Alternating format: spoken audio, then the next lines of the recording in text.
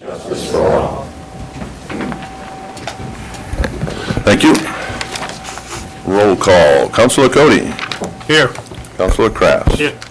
Councilor Larichelle. Here. Councilor Lunt. Here. Councilor Mason. Here. Councilor Pomelo. Here. And Councilor Bowie is here. Okay, Twyla, to our first item, please. Is under public hearings, a streetlight and ordinance. Okay, we have a public hearing on street light and ordinances. I'll open that public hearing. Do we have any comments from the public? Okay, seeing none, I'll close that public hearing. Next item, please. Is under consent agenda, Order 2010-112, Hogan's Good Time Lanes liquor license renewal. B, council endorsement of U.S. Department of Justice 2010 COPS grant application. I would entertain a motion. Make a motion that we accept the consent agenda as listed. I have a motion from Councilor Larichelle, Second that. second from Councilor Lunt. All those in favor? Order passed, 7-0. Okay, next item. Under council orders, resolutions, and ordinances, we have an emergency item, Order 2010-113A. It's a proposed motion to move that the resolve entitled, "Resolve Relating to Issuance of Town's $350,000 bonds as direct pay qualified school construction bonds," be adopted in form presented to this meeting, and that a copy of said resolve attested by the town clerk be included with the minutes of this meeting. I would entertain a motion. Then we can get some discussion going. And make a motion that we accept it. I have a motion from Councilor Larichelle. I'll second that. I have a second from Councilor Pomelo. Could you give us a brief overview, Mr. Green or Kathy?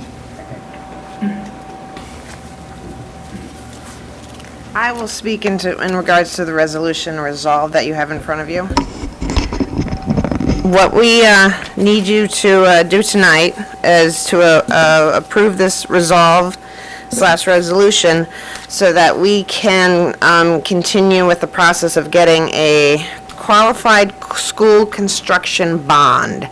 It's a very new bond format through the federal government, and what the bottom line is that it will be a zero-interest bond for the town. So the only cost to the town will be the $350,000 principal interest, which, as you know, through the budget process, we do have that money in our budget from previous areas where we've been able to, like an old bond that was paid off and items like that. So we have the money in the budget. All you have to do is pay the principal.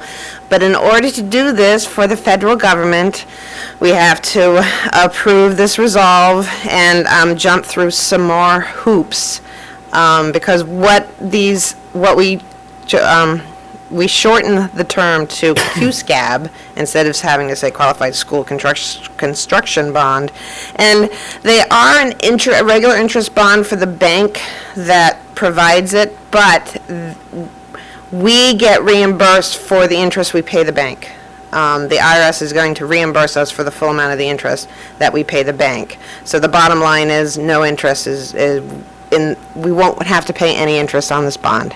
So I just wanted to put that out there. And I do have Ed McCliney here from McCliney and Associates. He's the one who went through all the work of finding the banks and doing all the paperwork and working with our bond counsel to get this going. Because actually these QSCABs are very new, and I was not comfortable doing it solo, so I'd heard a lot of good things about them, and so we hired him to help take care of all the processing of it. Mike, Mayor? Certainly, first. So this isn't, just to make clear so everybody understands, the money that we're actually, the $350,000 it's already been voted on, approved. This is Right. money that's already in play. Yeah. Just the vehicle you use to get that money and to save the interest is what we're looking at. Right. Okay. Any other questions from council? Sounds like a good deal if you make it work. Any comments from the public? The only other thing, you had mentioned the length of the bond. Did that change as far as the payment back, or that doesn't change? It's still 10 years. Still 10 years. All those in favor? Order passed, 7-0. You are so resolved. Want to have Rick give a quick... Does Rick want to give us? Yeah. Now, yeah, could, I would like, just for council, just for a brief 3 or 4 minutes, if Mr. Green or Tracy could just give us a little update of where we stand with the progress of all this new construction? With pleasure. Unlike a lot of people, when I look at what's going on at the high school, I see progress and no worries about when it's going to be done. These are professional contractors, and I think our job, even though it's huge for this community, it's kind of tiny for them. So what you're seeing is the majority of the removal of the windows, asbestos. That was one of the concerns that we originally had.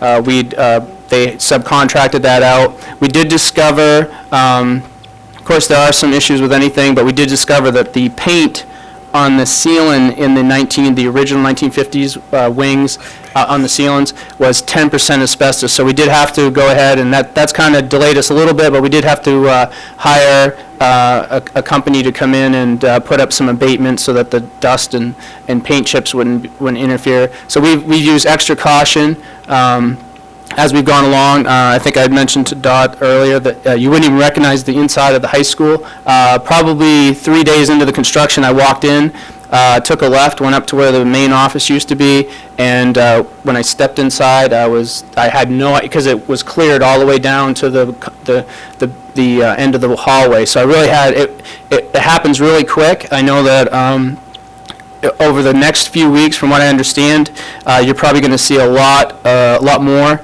changes just because they're going to be taking the windows. They started taking the top floor of the windows on the north side right now. You'll see a lot of that. What you can't see behind the plastic is they actually do have a lot of the metal framing already put up. We've been fortunate to have good weather. And like they said, they're going to be able to put all the siding up, and then the windows are the piece that's going to be coming in really close to the deadline. But they're going to have everything all set, and they'll be able to place the windows in there. They've already framed out all of the new office space, the main entrance. So they're putting up sheetrock. It's going to, when it starts, I mean, they're laying the foundation and getting everything ready right now, but when it really starts, probably in the next few weeks is when you're going to see it change, and it will probably change over the course of a day, a few days. But as far as I'm concerned, things are going great. Other people may disagree because it looks messy inside, but it looks, I think you're going to really appreciate it. And hopefully hopefully we won't have any delays, but again, anything can happen, but right now it looks pretty good. It's progress, right? It's definitely progress, and I don't think, as I was mentioning earlier, to some people in the audience, we will definitely schedule an open house for the community to come in and take a look. I think you're going to be pretty impressed. Just the update, just when you look at what they're taking out and what they're going to put in, it's pretty impressive. So I think that it's going to be a great addition at the high school, and hopefully, well, Mr. Healy guaranteed it would be done today. Not that he has anything to do with the construction, but he guaranteed it would be done, so I'll hold him to that. Great, thank you. You're welcome. What I would like to add too is they also moved the art room from underneath the gymnasium into the other adjoining space to the other art room. So that's one of the NEAS concerns, and that will be rectified. And the custodial staff, the way they worked it this year was all of the employees went to each building, and the last one to be done is the high school, so that once they are all done construction, the staff is completely ready to go with those 2 wings, and it will be done. So it's coming along. Friday I was panicked. Today we met with the contractors. I'm a little bit better now, so.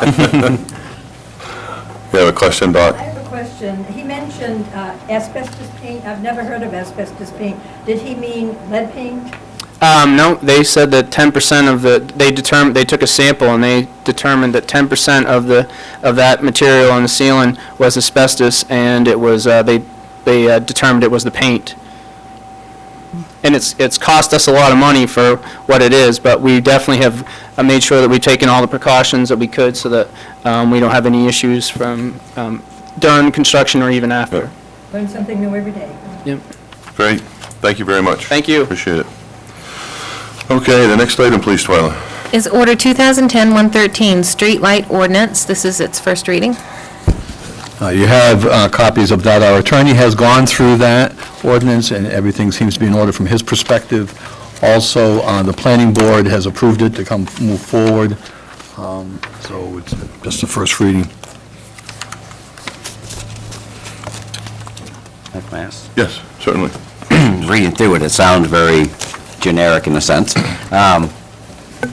Any idea what percentage of lights this will affect in the town that we have now? I mean, is there kind of an idea what's going to be affected, what's not? We're looking at about 10% to start with. We met today, Chief Brooks, myself, and Buttons, and Ryan, and we still have quite a bit of spreadsheet work to do to make sure what CMP supplied us with wasn't necessarily all the lights that we have. So we're trying to get more current data from them to make sure it coincides with what we have. But it looks like we're going to be starting on the Upland Road, Route 9, some of the outlying areas where we have a lot of extra lights, and moving in that direction to start with. So our goal, which was discussed today, was to start with 10% and see where we fall. I have one question, and because I didn't see it in here, but in your thought process behind removing of the streetlights, especially in the rural sections, did you look at traffic incidences, a number of traffic incidences in various areas where these streetlights could be? Some of the things that David brought up, Chief Brooks brought up, was areas like there's a area on Upland Road that had a fatality there. That section is actually being taken out by the Upland Road project. It's being, that hump or whatever it is being removed. Otherwise, we haven't really had any other information on incidences that, fatalities or any accident as of yet, so. Another question I had also was, when we actually have an opportunity for people to request additional street lighting, is the wordage in that pretty much by another code that, approval of the town engineer, the public works, safety, and 100% of all the property owners within 440 feet? Is that that 440 feet, is that kind of a standard? That's a standard that was in the original ordinance that we looked Okay. at. Yep. And that would be done through the planning board? Is that kind of how that would go through and actually be approved or disapproved for? No, that's going to go through town engineer, public works, and public safety people. We'll address that, make the recommendation, yes, it fits within the guidelines or the criteria that we're looking at, and then approve it. We're trying to take it out of the hands of, and make it so it's public works, public safety issue more than anything else. Seems to almost where that's worded, almost has to be done in a setting where you actually notify all the abutters and have them come into a meeting and get approval or disapproval. I mean, it kind of sounds like it's almost with a property owner, so you'd almost have to do almost like some type of meeting where that all comes together unless, yeah. We feel that part of it is that they should be aware that we're making these recommendations or taking a light out or putting a light in, and if they have any objections to that, they should be able to voice their opinion if they have concerns. So there will be a process. There will be a process, absolutely. Kind of following up on Fern's question, is there an appeals process if, you say no to this light? Is there any way that people can go beyond that, or is that a dead end there? I thought I put an appeals process in here, but Well, under section 12, it says, refer to the town Lisbon Code Ordinance, Chapter 2, Division 4. yeah, so there will be an appeal Appeals for process. zoning board of appeals. Right. I have a couple questions. Missing a page. Oh, it's on the back. I had So one there other is a question. process. I had one Sure. other question also, Yeah, is Mark. in the appendix, it talks about there's maps for like street light maps and stuff, and then also the roads that are mentioned earlier, where it talks about the classification of roads by DOT map. Do we have access to these maps? As soon as the zoning maps are all updated, hasn't come before you yet, so we have to wait for that to come before the council to be approved. Lori? On page 6, section 7.3, talking about the general residential, limited residential, and limited rural residential. That first paragraph, am I to read that the spacing interval of approximately 220 feet means that streetlights will be put in the areas if What from section? intersection to intersection it goes beyond the 220 feet? On page 6. 7.3. Oh, 7.3, okay. One streetlight shall be located at all roadway intersections and mid-block locations at a spacing interval of approximately 220 feet as feasibly given existing pole spacing. And the question is that, Is it automatic, basically, right? Meaning that, use my street. For the As intersection to feasible. intersection, there's two utility poles there that don't have lights on them. So if you come in from one intersection, 2.5 houses, you'd put in a street light, another 2.5 houses, you'd put in a street light. So it would be adding 2 streetlights to that road. if it's feasible to do so. We wanted to leave that open. That was a question that came up today about the intervals of street lighting that the state used, or the CMP uses. They were doing one, every other pole, and that's something that we need to go out at night and look at how it affects public safety.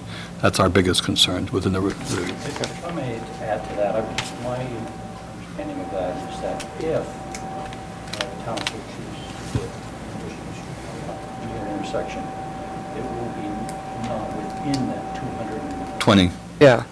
foot. But this stuff isn't going to come before council anymore. That's the idea of having this ordinance. Right.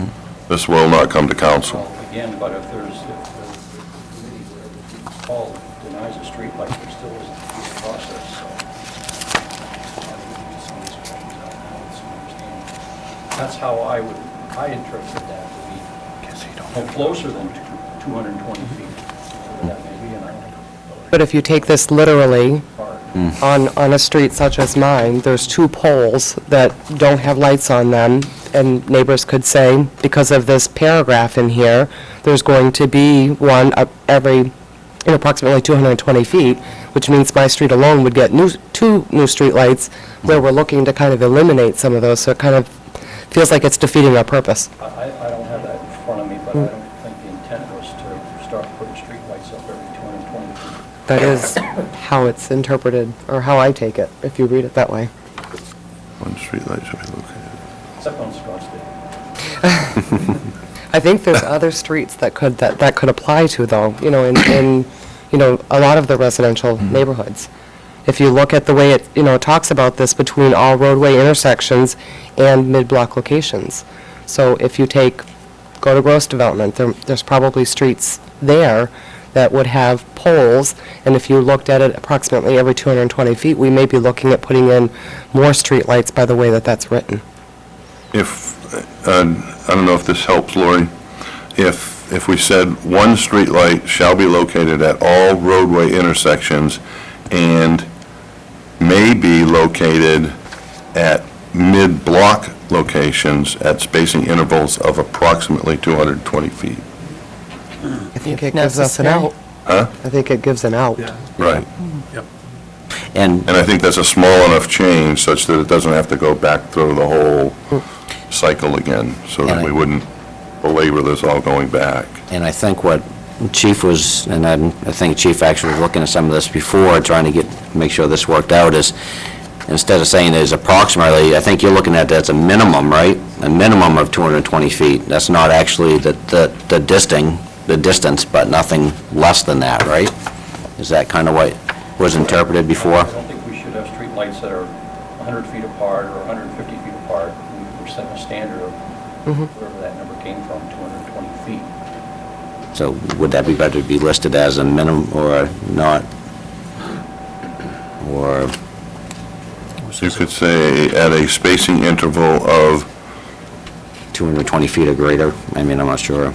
spacing Or interval, greater, that means it could be 440 feet or 500, 600, or none at all, yeah. an interval of no more than, I agree with Lori, this statement says there will be, Right. or, you could say at a spacing interval of no more than a minimum of, About no less than. No less yeah, than. no less than. Yeah. I was trying to be a lawyer. No less than 220 feet.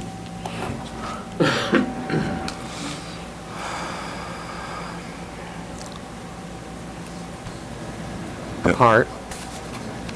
You could take out as feasible, and then given existing utility poles. You see anything in there about Yeah, replacing? take away as feasible. You want to take out as feasible? Right, so then they would say intervals of no less than 220 feet, given existing utility poles and light pole spacing. If there's not something in there. Yeah. Do you want me to ask another question? Yep. Sure. That's what it's here for. That's why we have these discussions. On page 8,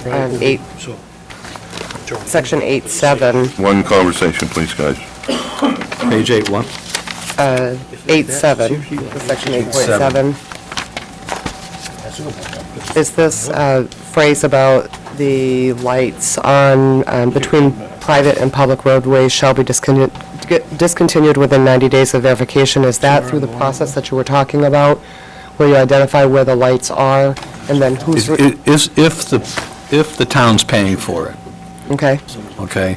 That's one of the things that we have to identify, and we're going through our cross-checking what CMP says we have and what we say we have. Is it a public or is it a private light, and who's paying for it? If it's a private light and somebody else is paying for it, they could have it, as long as they're paying for it. okay, and so if the town is paying for it, then upon verification within 90 days, that light will be removed? Yes. Okay. Just want to make sure that's what that was saying. Yep. Mike, is there anything written in, I haven't seen anything in there that if a pole or a light is taken down by a truck or what have you, to assure that it gets put back up? As long as it's brought to our attention, all they have to do is contact the police department now if we have a light out. Should that be put in the ordinance so that they don't dispute that at a later date? I think that's just general maintenance. If it originally met the criteria, then it would meet it after it's got taken Right, out. exactly. But I think what Roger's referring to is the accountability piece, Yep. such as what we found out happened at the So corner we of don't King end up Road. in the same thing we did with the Littlefield Road, in King Road.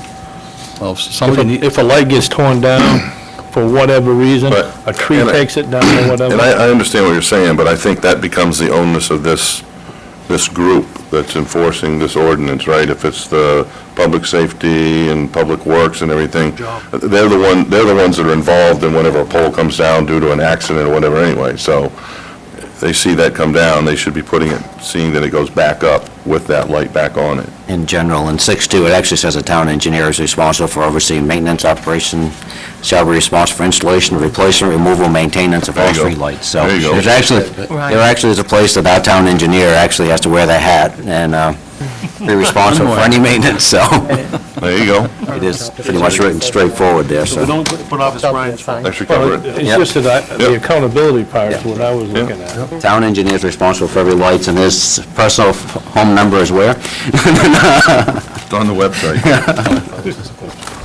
When we're done with council. Okay. You got somebody back there. As soon as council's done. Okay, sorry. Roy, did you have any more questions? No. Gina, you all set? I'm set. Oh. Vern? I'm all good. Dale? Roger? Mr. Fellows? I just wanted to say, as part of the planning board, when we went through that thing, one of the things that was developed was a checklist that would take care of the process that's all over that ordinance and not necessarily in one place. It starts with, it has chops from the police and the fire department and the public works and everybody in between, with the final being through the town engineer. But the other thing that would happen too is in the approval, in the process of something being torn down, like the light you were talking about, it just starts with one citizen to go right through that whole checklist again, and it would end up on his desk to fix it, rather than go to the council and maybe something happen later or not. Okay, so I think we have just that one minor change to section 7.3. So if I would entertain a motion, I'll make a motion. I'll second it. I have a motion from Councilor Pomelo, a second from Councilor Mason. Do we need to do a roll call for the first reading? We can.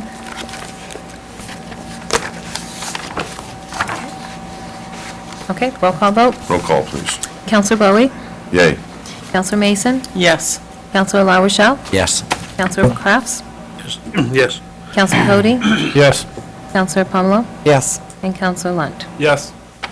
Order passed, 7-0. Okay. And so this will then come back before us? Yep. With those that minor adjustment, and we can take care of that in the next meeting? Next meeting, yep. Okay. Next item, please. Order 2010-114, police cruiser bids. Chief Brooks, do you want to address the cruiser bids?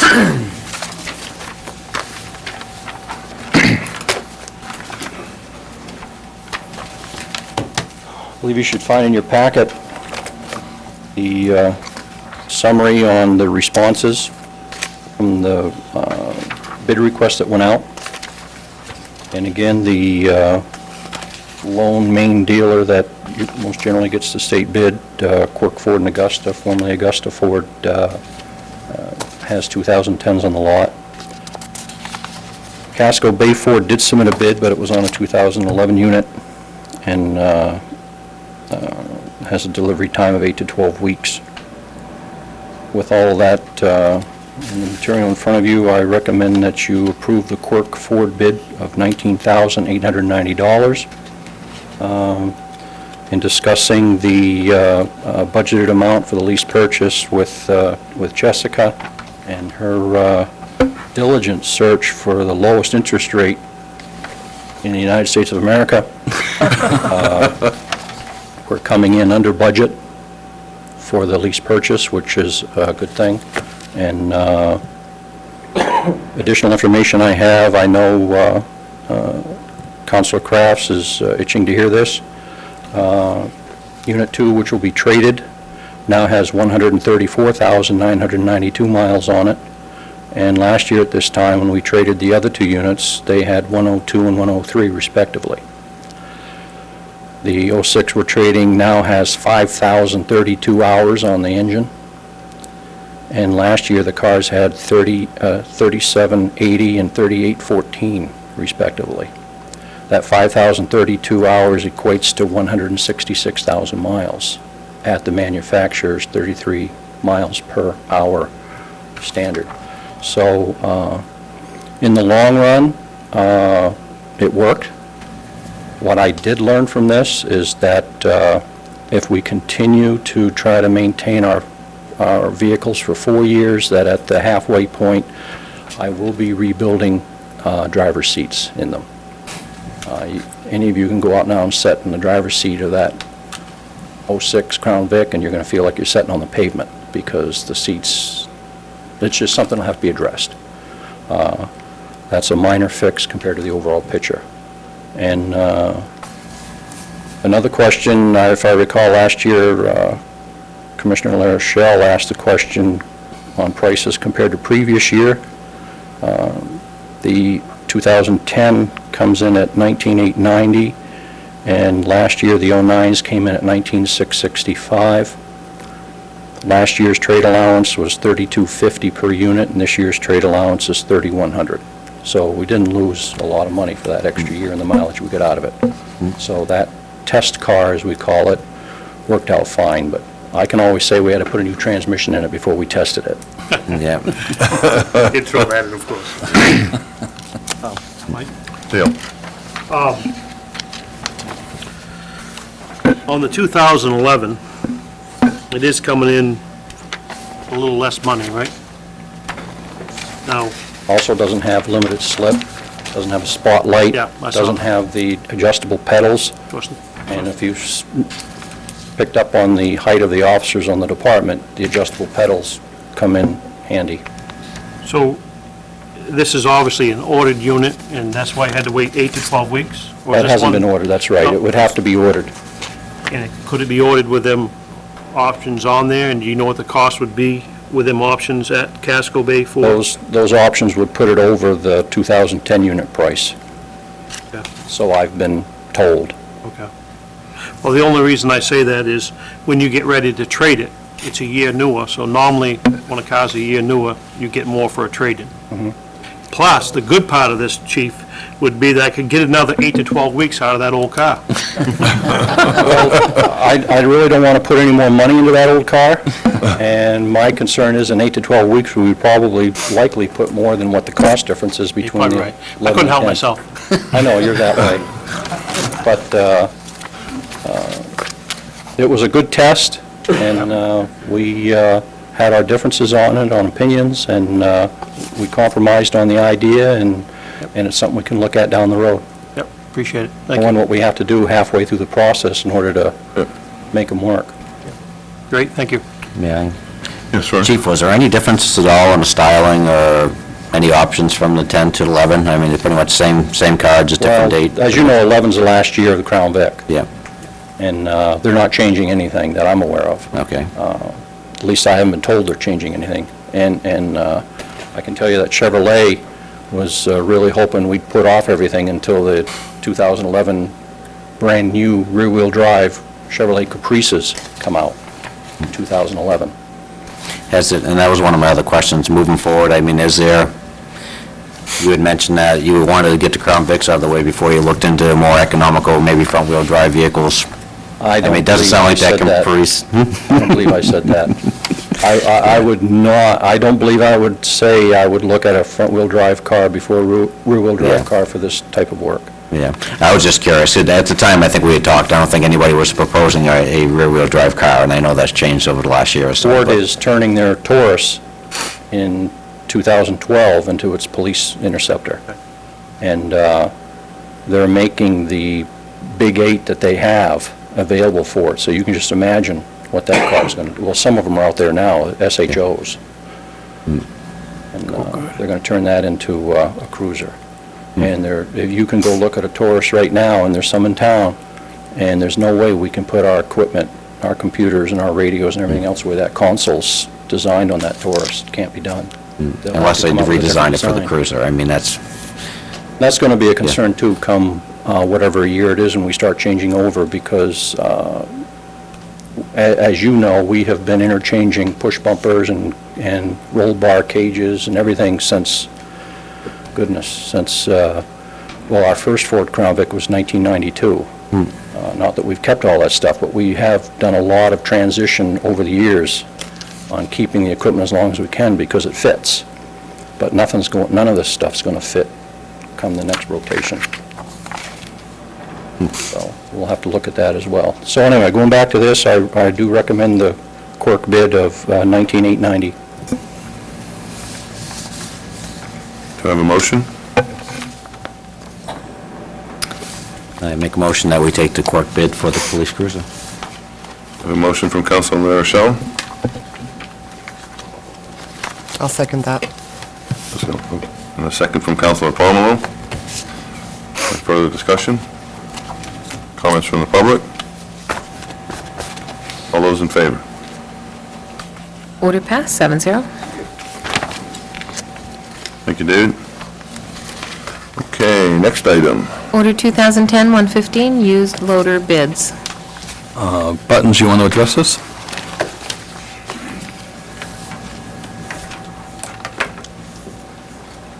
After much discussion, research by myself, Roger Goyette, Duncan Daly, we've come up with a recommendation. Can you speak louder and into the mic?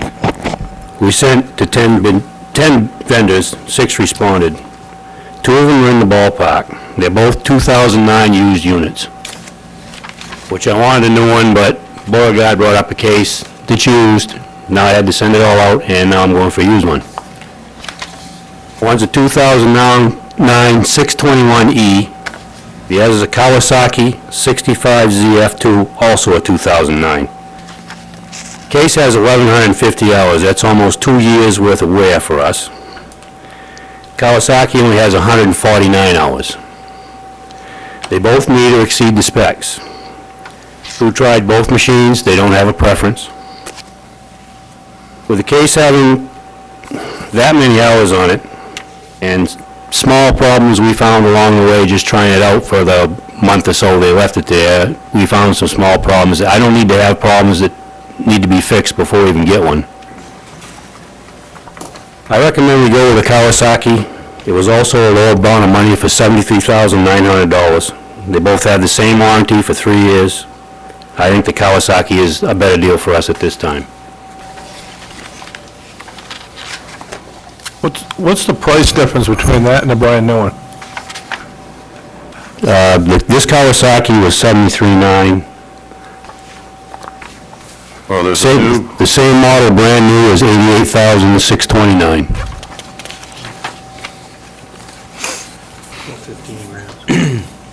Which, yeah. yes, sir. I actually had a chance to go down and talk some over, because I was concerned about when I seen the bids, about the different, and I always like dealing with vendors locally that you can go to, and this vendor's a little bit farther away, but for the deal itself, talking with Buttons, and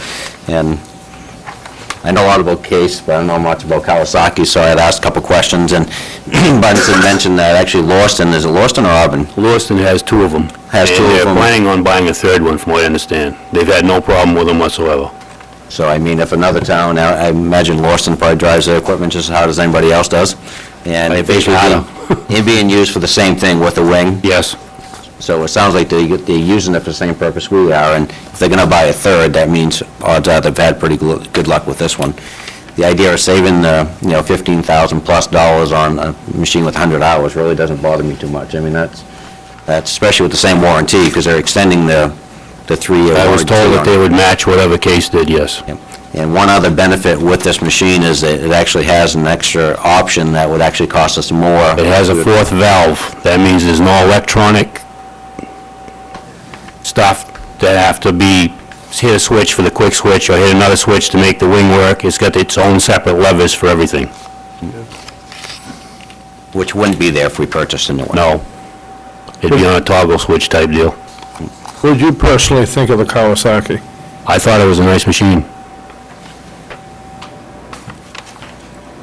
Roger Goyette also came out and took a look at it and went through it. He actually drew up the specs for what we were looking, and he did it all pro bono, so his recommendation was a Kawasaki as well.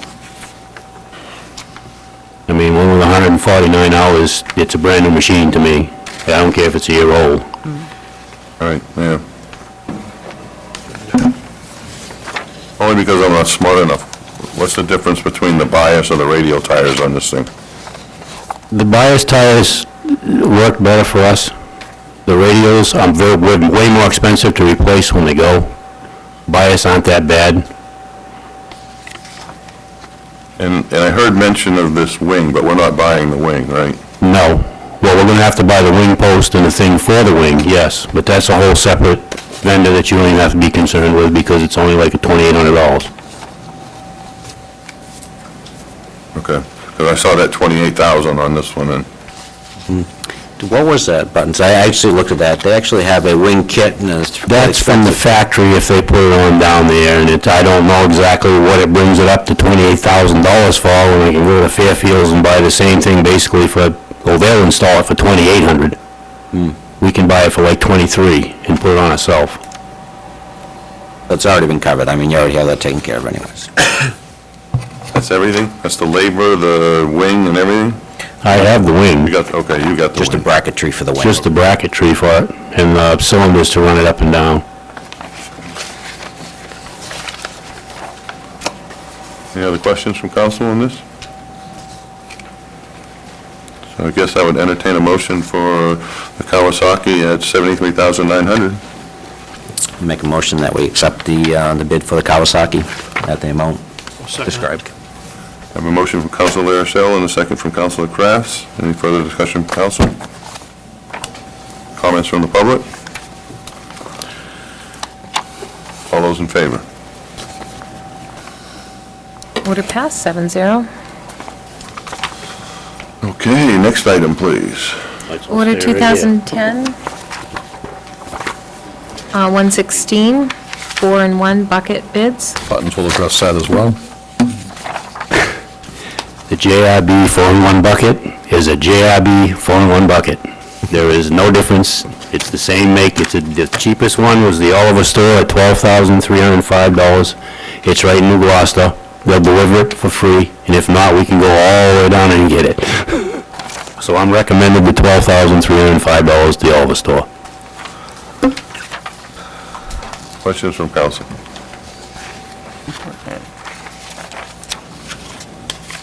Okay, I'd entertain a motion then. I'll make a motion that we accept the bid for, I lost it, $12,305 for the Oliver Store 4-in-1 bucket. And 40 I'll cents. second that, Mike. I have a motion from Councilor Palumbo and a second from Councilor Cody. Any further discussion, comments from the public? All those in favor? Order passed, 7-0. Okay, next item.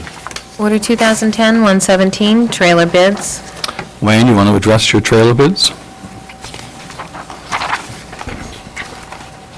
I'll try, since we don't have, somebody let Roger Goyette retire just a little bit too quick. Because he's the one who put all the specs and everything out together on this, but I don't have everything lined up here.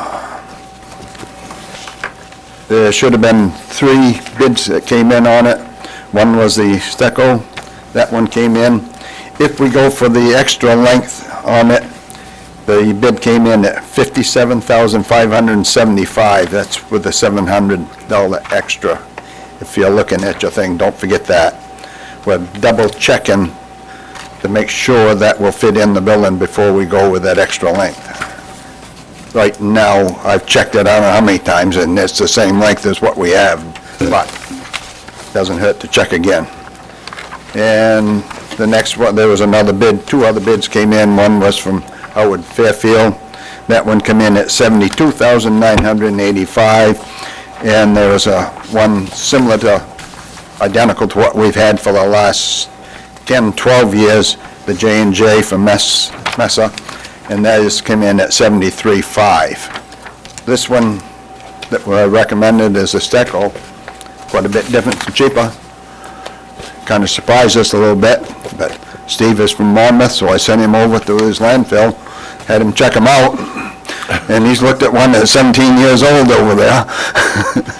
So, and other towns around have them. They've been around for quite a while, so I mean, it isn't, and I see no reason. I was very surprised of the difference in price. So are the other 2 spec'd the same way? Yes, they were all specs identical. For 20,000 more? Yeah. Now, based on what we saw on our great little tours, right, of everything, any of this stainless? No, no. What would it cost for stainless? I wouldn't want to find out, but we... You have to get another truck to never tow it did. because it'd be so heavy. Yeah. Well, I know we do stainless bodies for our public works dump trucks. Exactly, yep. Right. This is considerably larger. Weight sensitive. Yeah. So that's my recommendation, go with the 57. I was trying to see on there, is an overall weight, I mean, I was just curious to see where they come up with the dollar difference. I mean, is the piece of equipment weigh quite a bit less because there's less material? I mean, is there? We checked through that and could find very little difference. Very little difference. And the payload rating and everything's all the same and If can we all go the with this specs? bigger one, we're gonna be putting another 6 ton on per trip.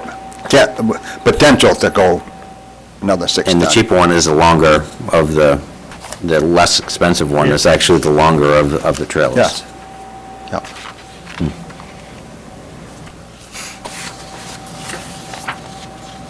And the warranty and all that factor's pretty much all the same on it? They can come through the same. That's something. Yeah.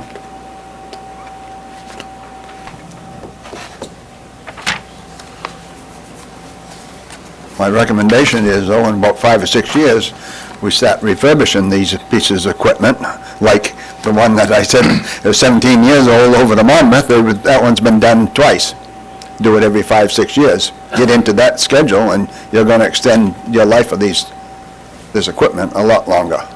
And the question one of the questions I was going to ask, and it really doesn't go along with the bid, but I noticed like inside some of the box assemblies where they were rusting through, and I know there's only so much you can do for that. I know in some of our car hauls and stuff, we tend to, now when we get them new, we tend to either drill pilot holes and actually undercoat inside those box tubings as much as we can. And some of the ones I see that similar to ours, actually rush through, so I don't know if we're actually helping or not, but I mean, is there any way or anything that you can do to these to try to preserve them, besides the idea of, I'm not up on that. That's something I really can't give you a straight answer. But as far as I was saying, after looking to see what the refurbishment, and I believe that cost was somewhere around $7,000 Yeah. each one of those years, as long as you do it early now. Because Yeah. I sent ours right over after I spotted that, and they wanted 20,000. Yeah. Remember the one night I was telling you about it, and it didn't quite make sense to spend that much money, though we could. Most of the refurb is most of the exterior part of the steel. What I'm talking about is more undercoating on the interior of the box channels. But again, I guess that's something to look for. Maybe you could ask them Yeah. if there's anything they can do to help preserve it, that's all. The interior looks pretty good all the time because Yeah. it doesn't have a chance to rust because it's white clean every day. Areas I was talking about inside the boxed channels, the reinforcements inside and stuff. them, The yeah. ones that are rusted, basically, the ones that have Yes. holes in them, yeah. Big holes.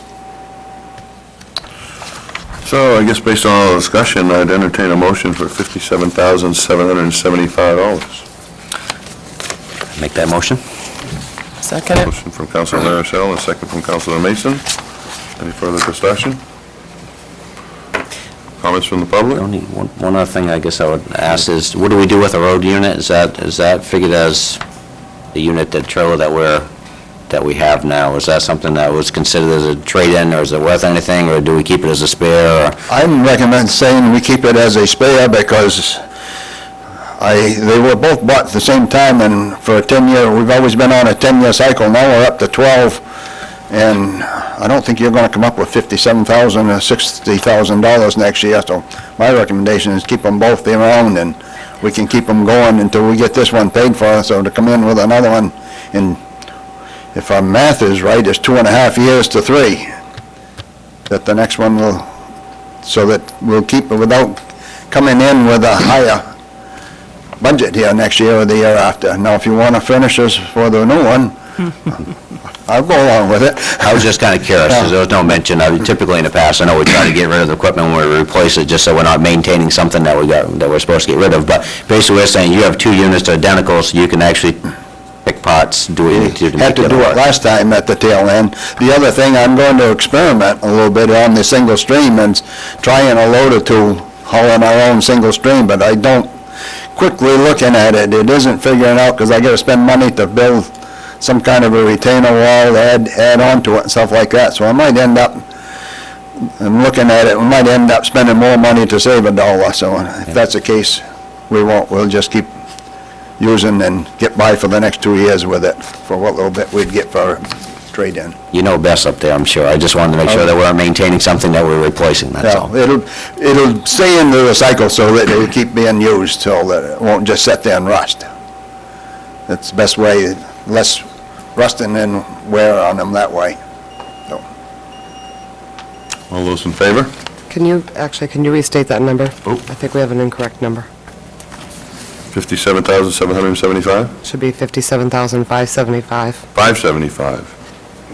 Yep, adding 700. Good catch. Thank you. Now we can vote. All right. It's 57,575. All those in favor? Order passed, 7-0. And I know Wayne won't spend the $700 if it can't get the extra length. Okay, next item, please. Order 2010-118, line striping bids. We put out our line striping bids, and we got one return. And I think this is the same group that did it last year, Buttons? We got 2 returns, but one said after they returned it, they didn't have to pay to Okay. it. Higher anyway. Yeah, that's higher.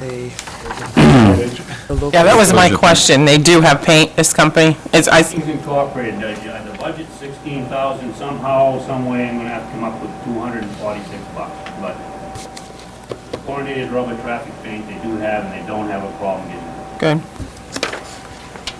Well, you just saved money on that Kawasaki, so you should be all set.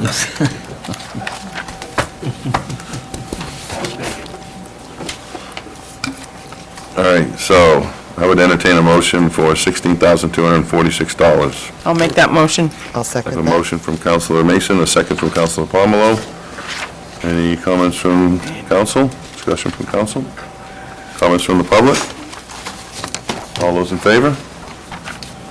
Order passed, 7-0. Okay. Next item. Order 2010-119, Public Works boiler bids. These are, the next two boiler bids and the installation bids was funding that we received from Efficiency Maine, $85,000 grant. And if anybody has any questions, Ryan put the specs together for both these and can make his recommendations. Good evening. As far as the boiler is concerned, we already have natural gas service down there, so we put out for a condensing gas boiler. Thayer Corporation, Vayu Plumbing, Mechanical Services, and Nason Mechanical were all supplied with the RFP, and we only received bids from Mechanical Services and Nason Mechanical. Mechanical Services is the company that we currently use to do all our routine maintenance for all the buildings, and their price was considerably less than Nason Mechanical, and they bid the exact same unit. So our recommendation is to move forward with Mechanical Services bids so we can get that installed this summer, get it up and running in time for the heating season. So different than bids is basically just labor? It must be, because Nason Mechanical Services guy, when he made a comment after the fact, was that they bid it basically barely over the cost of the equipment. So either Mechanical Services gets a better deal on the equipment, or their labor rates are better. I mean, I found that their labor rates were cheaper when we put out the maintenance contract, but, and they've done, Mechanical Services has done quite a bit of installations for us the last couple of years, and they've done a fantastic job in everything they've done, so. Now, what's that price actually, because I know last time we put a boiler in, the boiler was only one of the items, everything around it seemed to be changed too. I mean, is the rest of the mechanics and wiring and I'm not sure, what is that? Is that, This is everything that's in the boiler room itself. Okay. There are heating units that, if there's money left over in this grant, that we'd like to replace, as well as look at some other alternatives, if we're allowed to do it. I mean, the heating units, I'd like to think with the Efficiency Maine people wouldn't really give us a hard time about spending the money on those, but this is strictly just the main heating system, and it was sized to handle a future office expansion if that ever comes to fruition. But that's... just boiler and controls, basically, is what it's basically, called. it's everything that's in the boiler room itself.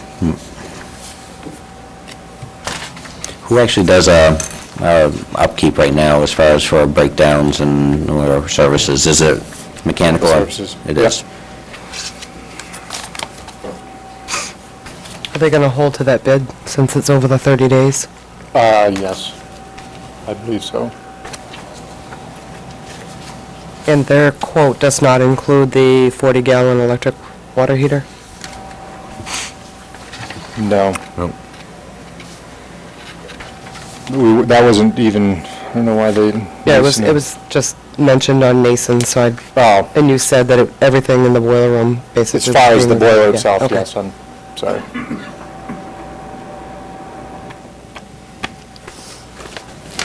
Now, speaking of that, is it more practical actually to economically and efficiency to go with, I mean, a boiler that provides what's a domestic hot water? I assume that the electric hot water tank is doing now, or? Well, I was just curious. I don't know. We've hashed this over at the MTM Center for quite a bit, because in the summertime, we'd rather turn the boilers off and utilize either electric hot water or propane fired or natural gas fired, standalone unit. I agree, I was just curious. That's, I mean, we were surprised to get the grant to begin with, and then to be able to, to afford to replace the boiler, because it was one of those items that if we hadn't been able to do it through this funding, we would have had to Do it somewhere It was one of the ones that was on the list to come before, through the regular budget as well, so. So I would entertain a motion for $24,910 for mechanical services. I'll make that motion. I have a motion from Councilor Pomelo. I'll second that. I have a second from Councilor Lunt. Any further comments from council? Comments from the public? Dot? Does the bid include removing and disposing of the old boiler? It does. If not, Wayne will take it because it's pretty heavy and the steel's... So get paid for Yeah. it. We'll It'll be worth dispose some of money. it ourselves. All in favor? Order passed, 7-0. Okay, next item. Order 2010-120, Public Works insulation bids. Again, This is part of the grant. and it was, we've had a bunch of different people look at how to best deal with this building. We discussed the possibility of insulating the outside, but since we received the grant after we'd gone and spent $60,000 doing the masonry and sealing the outside of the building, it was deemed that it would be more cost-effective if we insulated the interior of the building. I put out bids to R.L. Strout and Son Building Contractors, Fairbanks Construction, and D.D. Dyer Contracting, as well as made a couple other calls to local contractors, and as well as Tri-State Insulation and Damon Insulation, but I think they're primarily mechanical insulating companies. And we only received 2 bids, one from R.L. Strout and Son Building and D.D. Dyer Contracting. D.D. Dyer, just so you know, is a company that insulated the roof here at the town office last fall. Bob Strout's bid was $20,870, and the Dyer bid was $67,786. Obviously recommend that we award the project to R.L. Strout and Son Building Contractors. Why so different? The labor-intensive nature of this project, the unknowns, the Dyer guys they're pretty much blowing in insulation people, and I think that they didn't have the same kind of grasp of the building aspect of it. We're talking about a 2-inch foam board with a 2x6 studded wall on the interior of that. It is going to require removal of a lot of public works stuff that's on the walls, which probably won't make them happy, but it also help get things tidied up in there some. We will have to get an electrical contractor to extend the conduit so we can move the outlets that are on the wall, but most of the walls that we're going to do, at least the biggest walls, don't have a lot of electrical stuff. That's mostly on the interior walls. The biggest issue is going to be where they store the blades for the plows and whatnot. It's going to be a job. I would have much rather done it from the outside, but everybody told us that it was going to be way more expensive if we tried to do it from the outside, just because of you'd have to side it with something. And vinyl siding or whatever we chose was going to be costly. So, and I also want to point out that these projects are basically, it's a 10% cost to the town. 10%, yeah. For the work that we're getting done, because it's of the funding mechanism. But I see this as to be honest, I see this as being a bit of a horror show. Just the amount of work that's going to be involved, and the coordination we're going to have with Public Works and as busy as they are right now. We did put a deadline of September 30th originally, but I doubt that that's going to be reasonable based on the amount of work that we're going to have to coordinate. But we needed to start someplace, and I wanted to at least get a contractor on board, especially somebody that turns out to be local contractor that can work with us, and then hopefully be patient to work with us as we try to get everything done that needs to get done. May I ask a question? The interior, I was reading through it, just trying to figure out exactly what it was, and I'm not really familiar with some of the sheathing that they use. Is it basically going to be like a drywall type sheathing on the outside, or is it going to be plywood? It's a plywood? Plywood, 5/8 plywood.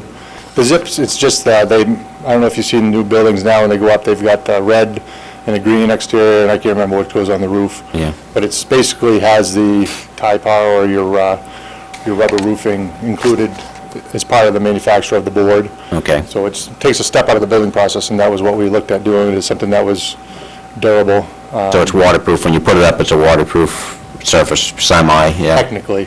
Yeah. I had actually gone to a garage Technically, I guess. a while back that they had done a really neat thing. It was the same type of setting where stuff went in all the time, was wet and damp, and as I know of any garage, most walls just really take a beating.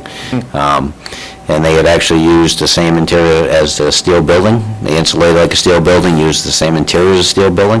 When it came to electrical, it was a little bit more work, but it actually worked for a really bright, white, you didn't have to do anything to it, it's maintenance-free. You mean, 'cause we had looked at the interior of a car wash, the white panels that they use on those, but the cost of those, and this is, if it gets broken, it's easier for us to replace than it is some of that other stuff. This is the one project that I'm still leery about all of it. I mean, that building's going to be a pain to work with, and it's just, there's no really good solution. This is what, based on everything that all the advice that we got, this was what we came up with, but I still don't have warm and fuzzies about this whole process, to be honest with you. Has there been a way, I mean, talking about the moisture, I guess my concern was, there's been a way to, once we do insulate and kind of airtight this, to maybe get rid of some of that moisture and stuff during the winter, because, I mean, that's, unfortunately, those trucks go in as a big ice cube during the winter, and you have heat, and unfortunately, the moisture's gonna go somewhere. It's either gonna be dripping from the ceilings, or it's gonna go away, but Right. that's the only biggest difference about a building that's well insulated and fairly sealed up tight like this type of, Never in my 26 years have I seen water dripping from the ceiling. it's never been insulated though either, has it? We're not doing anything to the roof either. No? No. Just I mean, a wall. There's already the 3 inches, and there's already 3 inches of rigid insulation on the ceiling. And to be honest, we may end up having to back down the actual, maybe go to a 2x4 wall instead of the 2x6. Keep it narrower. Just so that, I'd rather keep the wall R value as close to the roof R value, because it doesn't do us any good to have Heat goes up, not out, right? bigger R value on the wall. So, I mean, this is kind of this is our baseline, and it may be tweaked as we really get into this. Some insulation would be better than none at all, so I mean, that Correct. 20,000 is pretty, And our goal was to try to meet the requirements that we had set forth in the grant. We basically told them this is what we were going to do, and now we're trying to do it. try to figure out how to make it work, right? Right. So I guess I'd entertain a motion for $20,870. I make that motion. Strout and Son Brothers. Have a motion from Councilor Larochelle. I'll second that. Have a second from Councilor Pomelo. Any further discussion from council? Comments from the public? Dot? I'm curious, you're talking about a moisture-resistant plywood. Is there such a thing as a fire-resistant plywood too? Would that be a requirement? Would it be helpful, necessary? I'm not aware of I don't know, I'd have to research an actual fire They resistant. have fire-retardant drywall. Right. Drywall's not very moisture sensitive, it actually sucks in the moisture, so. Yeah. So that's not real good in that circumstance. Now, with this bid, I mean, it's, with that 20,000, you're gonna try to work with it to make everything, I Try to mean, make it there's a last. lot of unknowns, I realize, but, Yeah. I mean, this will do, well, he said he'd do what we asked him to do for that price. And then if we end up modifying it some, then we'll see what happens. now, is that any of the office space upstairs, or is that mainly just the main? Just the main garage, and we actually picked the exterior walls that had the biggest, I mean, like there's one area where all the, you've been there enough to know where all the parts are in the back. Yeah. I mean, we insulated that exterior wall that was in the main building, not the exterior wall that was in the back Yep. bay. I mean, we tried to pick all the biggest spaces that couldn't be shut off with a door or whatnot to try to insulate the garage itself versus the upstairs, which I think, did you have insulation in the walls? Because they're, well, they're drywall, they're already basically built, they're 2x4 studded and drywalled upstairs, so we can address those a little bit differently than, if we have to, than what we're doing here. I mean, we might be able to sell afterwards with infrared gun where we're really. Biggest heat loss is when you open the doors, let the trucks out, Get it. there's a big hole. Yeah. And then it's the recovery, and hopefully the new boiler will be able to recover faster than the old system could. Right. All those in favor? Thank you, Ryan. 7-0. This leaves a balance. There was another project, the third project, once we knew these two came in, is that we'll be replacing windows at the MTM Center with just under $40,000 left in this grant. So that was part of the grant proposal, and there were a couple of estimates made of just around that amount of money to replace some of them. So that's a project that, once now we know this, we'll start putting that together to go out to bid and get those done before winter as well, to save some energy there. Next item, please, Twyla. Order 2010-121, MMA voting ballot for vice president and executive committee members. This is something that is done annually. You should have the list of those who are running for all the different offices. And Clint Duchesne sent a letter to you. He is one of the people running for vice president. But you just have to vote on these individuals. You have two people running for the vice president position, And then you have only 3 running for the MMA nominating or the director's position, so.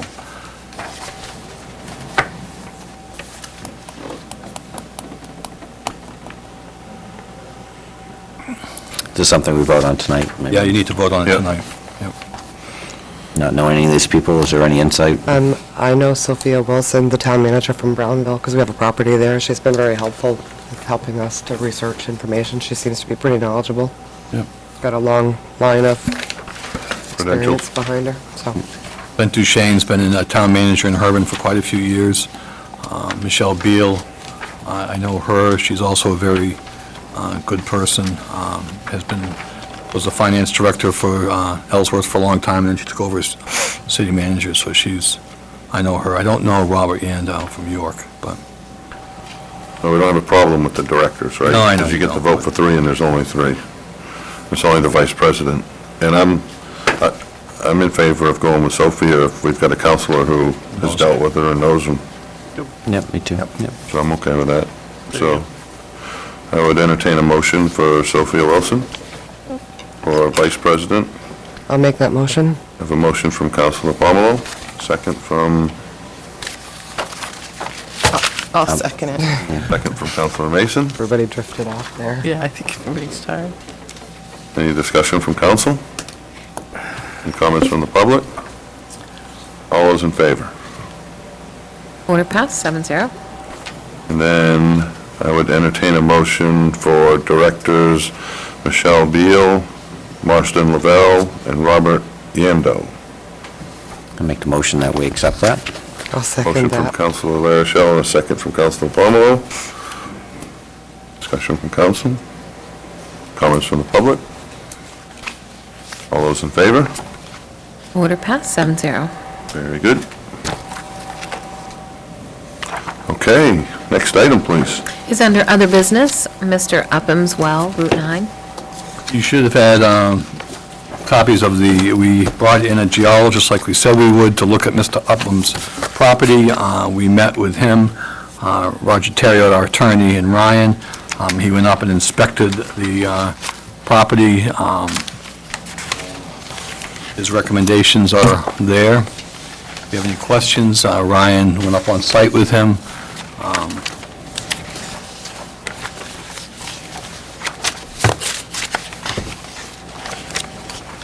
Can you just summarize for us what he found and everything, just so the public Well, understands? Basically, he found that if with the type of geology that's there, he felt that we could drill a well further back from the road and away from his other wells. We'll have to close off the 2 wells that are contaminated, and he'll be on site to do the testing, to make sure that what he thinks is the geology is exactly what the geology is, and also to check the quality of the water. We've already got, go ahead, Ryan. The thing that was important, I think, is to understand too, is that he was going to evaluate, or I guess inspect the installation of a new well to make sure that that installation was, was going to give us the best chance for clean water, as well as recommending that we extend the casing a little bit, the steel casing deeper than they normally would, I believe, on a regular drilled well. The biggest thing that we found out when we went out there was that Mr. Upham has 3 drilled wells and 2 dug wells, all in that property within, that you can see from the road. So the abandonment of the old wells is going to could be costly. I mean, they have to fill them with a cement-type product to make sure that they're sealed off so there's no cross-contamination between the existing well and then the new one that he's proposing. And it sounded like that there was a possibility that they could just drill the 1 well and then feed the 2 houses, and that he would be amenable to that as long as there were 2 separate systems, 2 separate pump systems. So, I mean, his proposal is reasonable, I believe, for the work that's involved.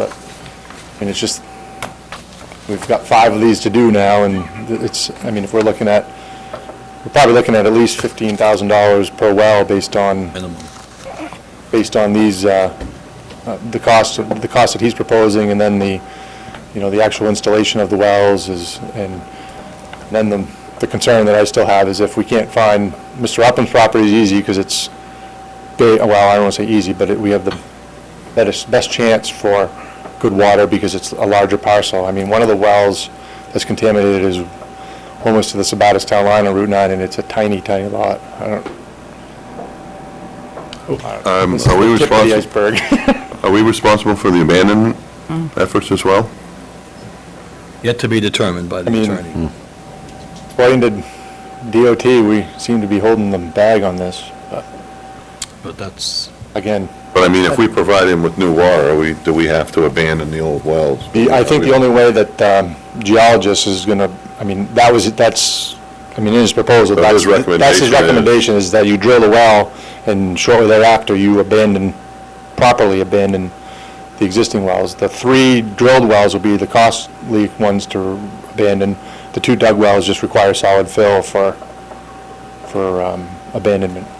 I already talked to another well driller, and they had said the same thing, that they have to flow the well with cement, until at a certain rate, blah, blah, blah. Why does he have so many wells? It's bizarre. It's, he had there's 2 houses on the same property. They tried to drill one well, I guess, and I didn't quite understand what happened, but they had to turn right around and drill another one right at the same time because they couldn't get further away from that well to drill the second one, so they drilled 2 right next to each other to feed the old farmhouse, and then he's got a well for his house that's drilled, and then there's the 2 dug wells that were originally both for the old farmhouse. And right now, the farmhouse is on a dug well. So, So, go ahead. he's using only 2 of those wells. So Correct. why should we be responsible for the other 3? Is my They question. provide a potential for cross-contamination because they're closer to the road, and I'm not a geologist, I can't To tell me, you if for they were sure. abandoned in the first place, they should have been taken care of by somebody other than the town of Lisbon. That's my opinion.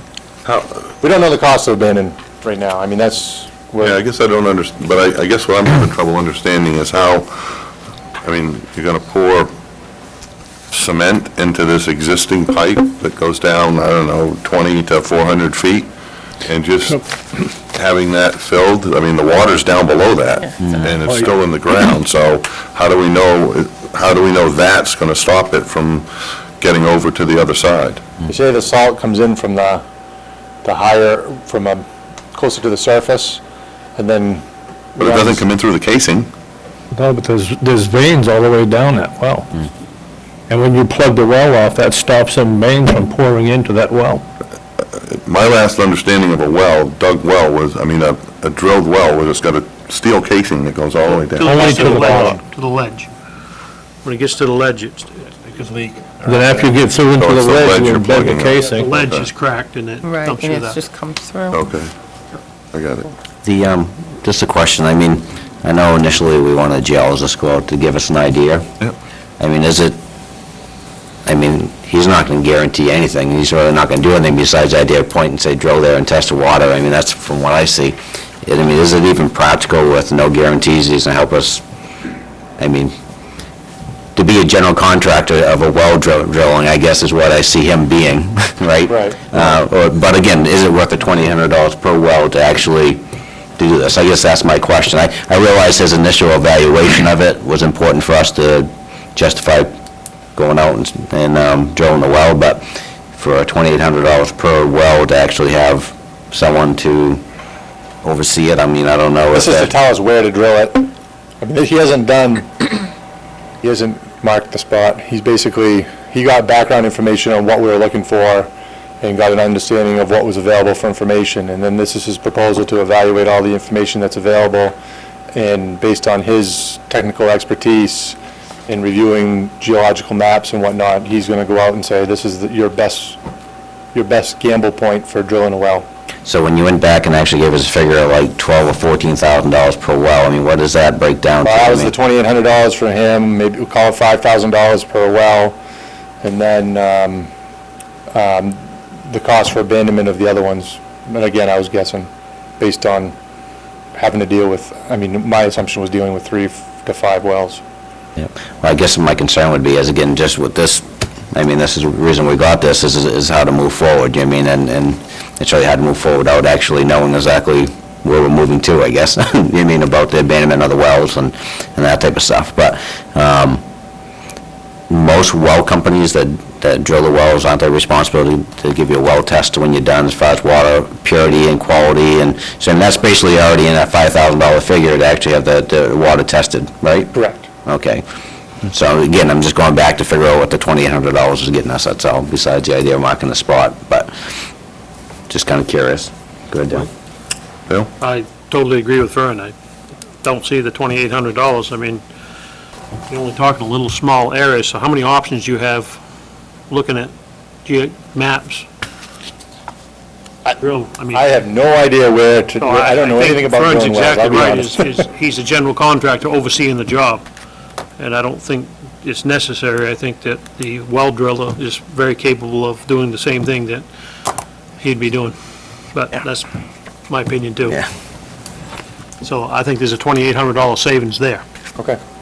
That's 5. Are we gonna be taking care of the other wells that have a problem also? We have to, yes. Are we gonna be doing this at the same time so we can get maybe a little cut on the wells, or? Problem is, we don't have money to do any of them right now, that's the Well, that's the other issue, is there's no money appropriated for this. So that was not part of the bond, that we can't take the money from there because that's not what we said we were going to use it for. So we have to find out where we're going to get the money from to move forward on this. Bottom line is, we're gonna have to find the money, so. We're going to have to find it somewhere, so, He's gotta have a well. We've got to take care of it, so we got to find the money. Right. yep. And I'm in the process now of searching for that funding. So I've spoken to a number of, several different representatives, and our insurance company. We may be able to do something with that as well, so.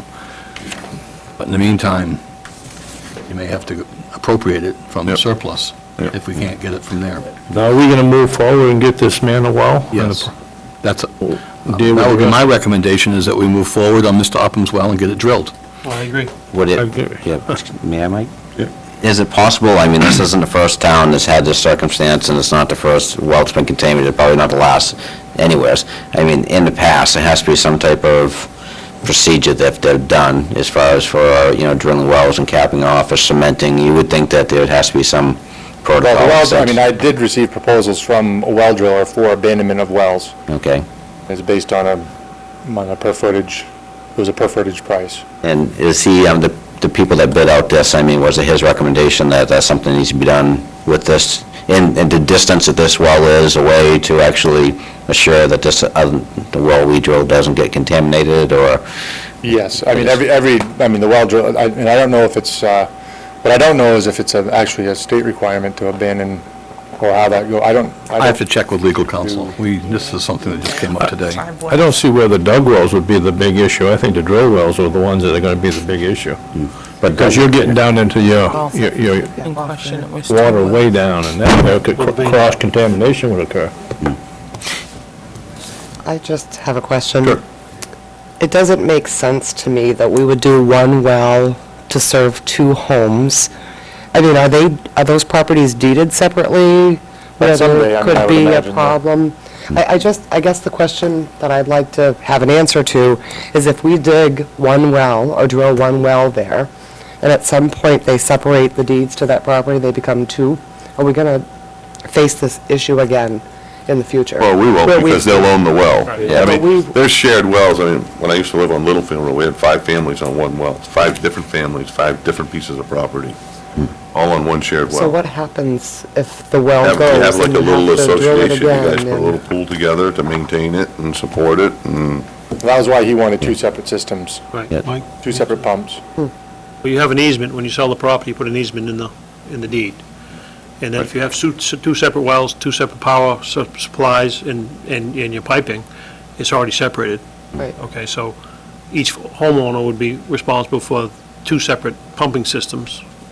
And then the easement would be in the deeds that they can always go across that property to dig it up or fix it. So that's how people do it. It's very it's common. Yeah. Mr. Upland actually was in agreement with it the night that we were talking, from what I remember. My only issue with that is he already has a separate well for the separate residents. So I mean, So what's? Personally, I think each of them should have a separate well, but I mean, now you're talking drilling another well, and then the possibility of having to treat two. What's the legalities of this? I think whatever the landowner wants us to do. agrees to. I mean, if he's willing to have one decent well, the farthest distance away, that's going to be a productive well and serve the purpose. I mean, if that's what he's, he's in agreement with, I think that's what we need to do, but. I think if I remember right, the night that he was here, that I believe, if I remember right, he agreed to with one well, as long as it had good enough Ample water pressure. supply. Right. Two separate pumps, yeah. Right. I guess we drill one well, find out what you get for a yield, and go from there. but Exactly. I don't know. I won't lie to you. New territory, right? I think we should move forward. The question is, if we were to move forward, what dollar figure would we put on this first well, or do you actually, group them up as a group? I mean, I guess, not knowing that, I guess would be the question, but. We got estimates the first time around, and one well driller, if he was gonna be able to do all 5 of them, gave us a certain price. 4,500, I think, 4,200. Yep. I mean, is it, I guess at this point in time, do we put it on you, Steve, and say next council meeting, come up with sources of funding, or where we can steal the money to actually pay for it? I guess is the question, right? I mean, officially. Well, I think what we have to do is, I think we have to go in accordance with the charter, but I think we need to go either do this as, appropriate this out of surplus due to an emergency situation or whatever, and get things rolling. And then if Steve can go off and find funding that then covers that, we'll just return that to surplus so that we're covered. But, I mean, I think we have to start to show some progress towards getting some things done here while we continue to fight all our battles that we want to fight to try and get covered. I think he's shown great patience. Well, my question is the other 3 or 4 that, I mean, are we moving forward with all these at once? Or are we just doing one? I would think, I mean, we ought to drill this one. I mean, unless the other people are pushing, but this is the only one that's really been pushing us, right? Right, I'm just worried that someone decides they're gonna start pushing in January, and I think we ought to do one. Right, I mean, We ought to do one and evaluate what we got for results before we Right, go I and think commit you to 5 should of them. take the first step, right, and let's drill it, let's get the water test back, let's make sure there's no continued cross-contamination or anything. We could drill this well and find out that there's still contamination, and, okay, we just spent $4,500 or whatever, and we didn't get any place. that's my, Then you add Each up- well's got to be, each well's got to be dealt with individually, because the one closest to Sabattis, we have limited property to drill on, Right. and I'm not so sure we're going to be able to solve that problem. So I think we need to do one at a time. We'll start with Mr. Upham and get that taken care of, and then I'll come back to you on the 3rd with what I have either for a funding mechanism, or you'll fund it out of surplus, undesignated fund balance, and then we'll reimburse it when I find it. I'm pretty sure, without having the list in front of me, I'm pretty sure the other 3 wells are all dug wells. So that may be our only real glimmer of hope. So when we go down there, that there'll be good water. Ryan, I might have missed this, but what was the cost to close off each well? I'd have to go, I don't have that, I wasn't prepared to talk about this tonight. That part concerns me a little bit, because I don't know. I'll have to check with. Well, that'll- I'd like to know what the That'll legal be- part of that That'll be is. part of the whole package that comes back to us, so that we'll have it all delineated as to what costs what to go do this. If Steve is going out looking for funding, isn't he going to have a better chance of getting funding for more than one well? Oh, yes. You know, if you've got 5 wells that you need to replace. Well, he can go out and get the funding for 5. Than for one. you know. My concern is that the way, our avenues for getting the funding are gonna take time. It's not gonna be something that you're gonna turn around in a week or 2, right? Steve's not gonna, unless a goldenrod strikes someplace, I don't think he's gonna come back August 3rd and say, or we now have funding to go do 5 wells. Yeah, but we can go and undesignate it at our, we choose to do. We can go and undesignate it, put That's that right. one well in, and then do the others at a later date. Right, that was my We suggestion. have that option. That was my Yeah, you have suggestion. that option by charter. Right. That was my suggestion. I have one Just other because- question. oh, go ahead. How many different well drillers did you get bids from? Well, I got a few, but my problem is that I didn't know how many we were doing, to what depth we were going, how far away from the house we were going, so no one really I had basically unit prices from most of the people, because we don't really, I still don't have a firm grasp on exactly where we're gonna drill these wells, so I can't really, unless I bring all the well drillers on site at one time and we all, they tell me how far away from the house they're gonna do it, so they know how far they need to run the well pump system to, and. Well, don't the well drillers usually tell you where the water needs to be drilled at? Yeah, but I'm sure each one of them has a different opinion. That's, my question is, As far as they can go. I've got, there's half a dozen well drillers in the area, and I just don't know how you what kind of a detailed RFP we want to do, or do we just want to, I don't know. I'm quite comfortable working with one particular well driller, but that's me. It's not a competitive process, so. Don't forget you're dealing with septic tanks as well. Yep. Septic systems. Well, we got more than one proposal. Correct. And one of the proposals didn't make any difference how far they were drilling, right, beyond I certain think it was footage. to within I think it was down to 500 feet or Right something down to like that. 500 feet, so. That's pretty good. Affordable well drilling was the best price, if I remember. The other one was Temple, and they only gave me a unit price. They gave me unit pricing for cammering the existing wells to see if they could seal the existing well casing and see if that would eliminate the problem altogether to begin with that way. I've had so many alternatives thrown at us, as well as just, you're taking a gamble drilling a well, install a treatment system, then you're going to treat it, but then you've got 20-year maintenance. That's what I say, $300 a year. it's too many options at this point. If we're going to drill a well, then that's great. We'll go out there and say, we're going to drill a well here, how much is it going to be? And I can get some pricing that way, if that's what I'm being asked. Once you get some estimates on just this one particular job, they go to the Go site, from there. take the sidelines, the rear back line, and make a determination. They give you a pretty good idea where it should be drilled and how far away from the house they want to be. Yep. Give you a price, and then get a price on, some bids on filling them wells and sealing them. Yeah. I'm okay with that. Problem. So we'll get as many well drillers as we can on site and show them where we want to put it and go from there. Get a price. And we'll move forward with it. I win? Huh? I'm not going to be here next week. Oh, well, I will I be. I'll take them out. All right. I can walk. Okay? Okay. Thank you, Ryan. Thank you, Ryan. All right, next item, please. Is the Rumble Mill property? Did Dot want to say something? Well, yeah, I can shed a little bit of light on why 3 wells on the Upham property. There are 2 houses, the Old Cape, the old family homestead. Mr. Upham had 1 well drilled, went down about, I don't know just how much, maybe about 200 feet, and got no water at all. So they pulled up the equipment and moved it over just a few feet, drilled down, I don't know how far either, I don't know if you remember, Roger. I don't. Around 200 feet, and they got maybe a 1.5 gallon to 1.5 gallons a minute. It's not very much flow at all. So I'm just kind of wondering what if you only get a few gallons a minute, and that's supposed to provide water to 2 homes, if you drilled a new well. That's just not going to cut it. Well, what we just said was we're going to drill 1 well, we're going to see what our yield is, and depending on what the yield is, we'll make a decision on whether or not you're going to drill another well or not. Yeah, and I do agree with Dale to a certain extent, and yes, you can have several properties on 1 well as long as the yield is sufficient, and you can do easements as long as a lender will agree to it.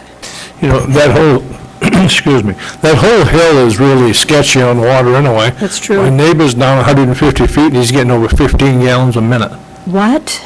Yeah. Whoa. I'm only getting about probably 3 gallons a minute. Depending on, that whole hill is really weird. So spotty, they I might know. punch a hole in George's lot and come up with a real good well too. We don't know. Yeah. Who knows where the veins are underground? Anybody know a water witch? It works. My sister can do it, but she won't. I'm assuming you have something, Ken? I would like to. Yeah, I think you guys ought to reconsider the geologist. I've been dealing with one at work for the last week, and you'd be pretty impressed with their knowledge of just looking at it. I mean, you could probably get them to scale it down and not do all the stuff he's quoted, but I think for placing the well, you're probably going to get your best shot with a certified geologist with all the information and documentation he can come up with. So. Yeah, I know. Yes, ma'am. Is there any way that you can check to see if these wells were contaminated before? Because I know one of those wells, and I know that that person said his well was no good before this. So you're going to be paying for a well that was no good anyways. Yeah, I don't know how we could do that. I mean, Been putting salt on them roads a long time. I don't know how we could tell if it was contaminated before. I mean, To have testimony from someone that right.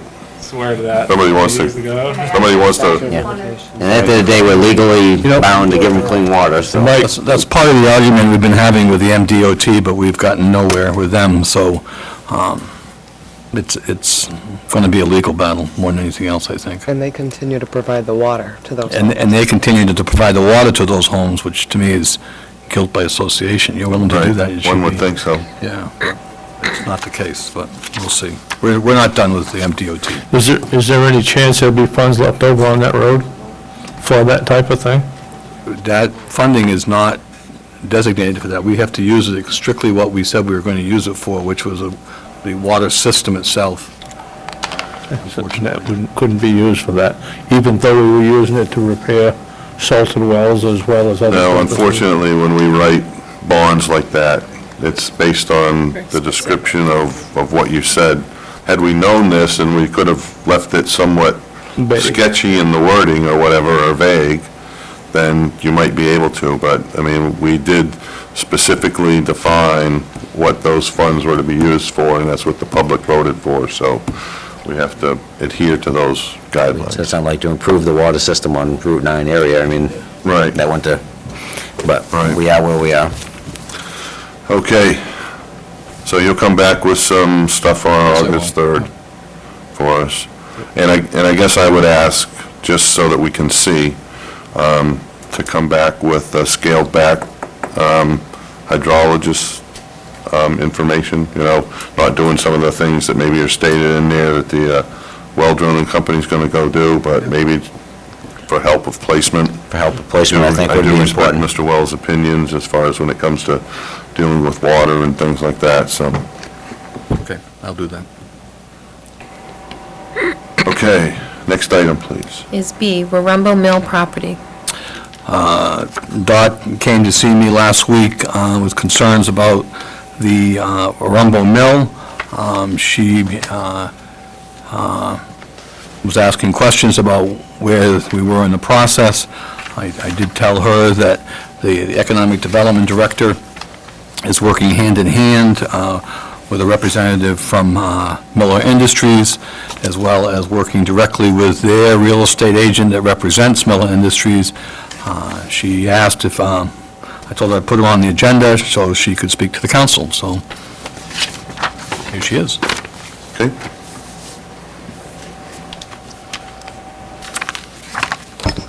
Thank you. I'm Dot Fitzgerald. As you all are probably aware now, that Warumbo Mill property is listed on the market, is on the market and listed with a Realtor. The same day that it came on the market, I saw an article in the paper. I'm quite sure it was in the paper. There was a picture of a waterfront park in Bangor, and it really got me thinking. There are a lot of small towns here in Maine. Rumford has a beautiful waterfront park. The small town of Richmond has a waterfront park. Bodenham has a waterfront park. And here we have the beautiful property with water frontage. Why couldn't we purchase that property and have a beautiful waterfront park right in our hometown? Yes, I understand that Ms. Bradley has been working with various people who have expressed an interest in the property, and she has a downtown development committee looking for ways to develop and beautify the downtown area.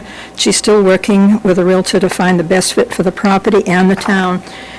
Sometimes we overlook the most obvious. I just, it's been there, and it finally struck me, why not a waterfront park? A beautiful waterfront park would be a cornerstone for the downtown development. Waterfront property is at a premium, doesn't come along every day, and here we have it, right here in our front yard. Buying the Warumbo Mill property with its historic value, creating a waterfront park would be an investment in our future. The value of the remaining buildings would be increased considerably, and then we can sell them. Perhaps a first-class restaurant, mini mall with shops. I don't know what Miss Bradley has had in mind, who she's talked with, who she's spoken to, but I'm sure she could find a good fit. We could all work together. It would be a destination. Our town would be a destination and not just a drive-through town.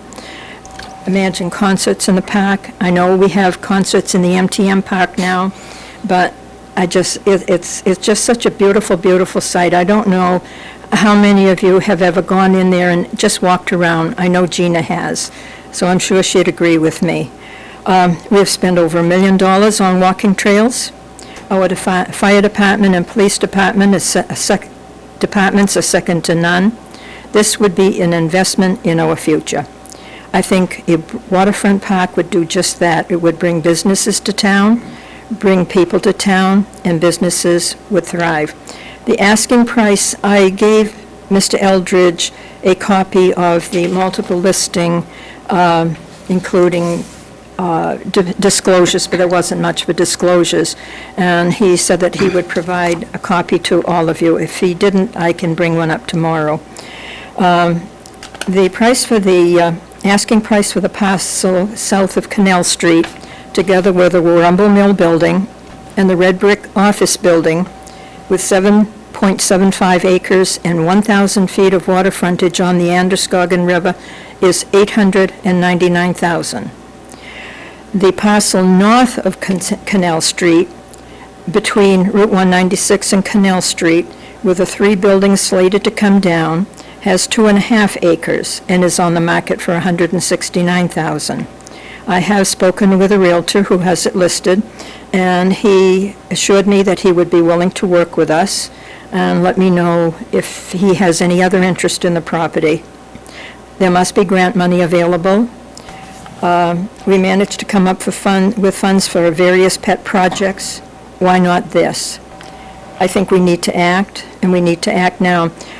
Once a property goes on the market on the multiple listing, it goes nationwide and it goes out worldwide through the internet. So it's opened up to a wide market. My feeling is do an option to purchase, to take it off the market, develop some plans, and seek financing. It can be done. Thank you for listening. I respond to that, please. We've been working on that project for 2 years now with the Revitalization Committee. Yep. That's the pinnacle of downtown. As a matter of Exactly. fact, it's in the planning stages as we speak. We have a company that came into downtown and toured the downtown early. As a matter of fact, George was there that day. And they toured the downtown. We gave them some ideas, some things we'd like to do. We would like to put a river park in there.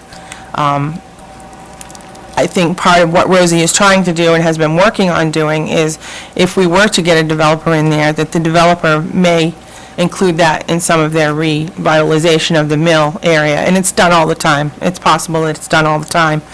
I guess my question is, where are we as a town going to get $1 million when we're in the budget shortfalls that we're in right now?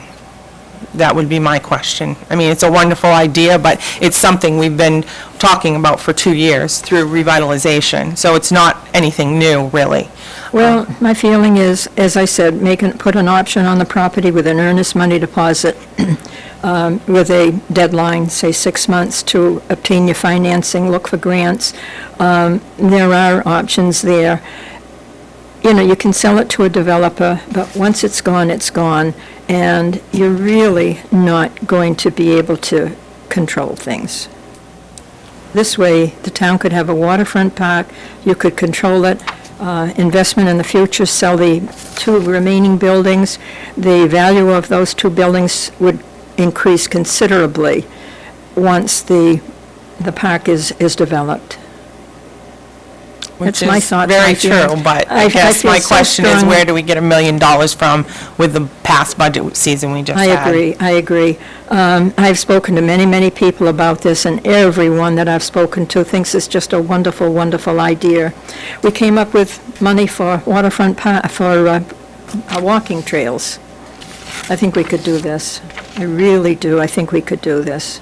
Part of the development with that building, because it is a historic building, it's on the National Exactly. Historic Register. Yep. Somebody that goes in there and develops that building can get up to 50, close to 50% of development money. So a lot of what's been suggested by Rosie are people that are doing exactly that.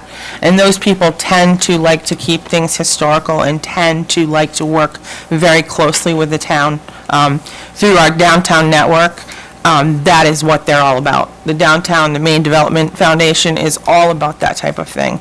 And there are developers all over the state that do that kind of thing. The conferences that we attend every year, the recent conference we just attended was all about that type of thing. And generally, developers that go in for that large of a project, they will develop in that manner. I mean, certainly you can't control what they do. You can still sell the buildings and have them developed, but you would own the remaining land, the remaining acreage to develop into a waterfront park.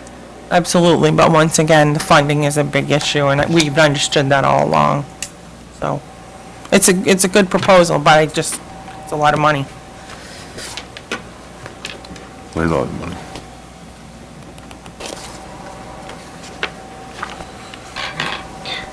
Okay, next item. See Finance Director's report. Jessica. What they said. Huh? Well, I guess I know how to clear a room.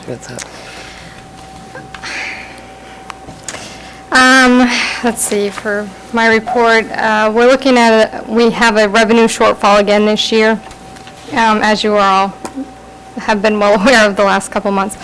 And this is primarily due to the state revenue sharing. It's being under budget by approximately $245,000. Year-to-date, we collected approximately $755,000. Investment interest is down $21,000. The rates are low. Year-to-date for investment interest, we've collected $24,000. Moving down the list, the ACO officer revenue, it's showing under budget by $15,000. However, most of that will be billed out to Sabatis probably this month, so that money will be coming in. Looking at the excise tax, we've collected approximately $222,000 more than our budgeted amount of $972,000. So year-to-date, we've collected $1,192,000. Recycling revenue is over budget, is over the budget at $100,000 by approximately $25,000, primarily due to the sale of permits and the increase in the price for recyclables. In total, our Parks and Recreation revenue is over budget by $13,000. And with general assistance, we still have not received the funding from the state, and we're not sure when that will be coming in. If at all. probably. If at all. They did say that we would get our, we did it. They You just- said a lot of things, Yes, they- Steve, okay? But they just didn't say when. Yeah. Does anybody have any questions on the revenues? So this is where you think we're ending up at the end of June? Yes.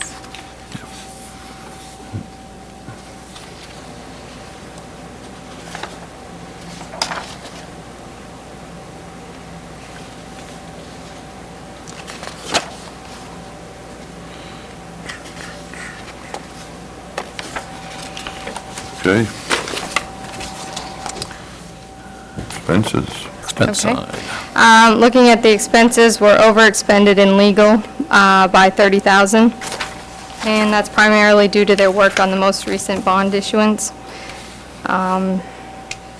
And as discussed in prior months, the planning board is overexpended by about $4,000 due to the AvCog services. Other than that, there's really nothing new that hasn't been discussed already with expenses. It's looking as though we'll be rolling around somewhere between $350,000 and $400,000 into surplus. This is higher than I initially estimated last month, where I told you 160, and that's primarily due to the influx of the excise tax revenue. In June alone, we had 143,000 come in, and then the recycling revenue. So. Well, that's a good note. Yeah. It's positive. Find the economy's picking up, maybe? Maybe. We hope it continues. Has the audit started?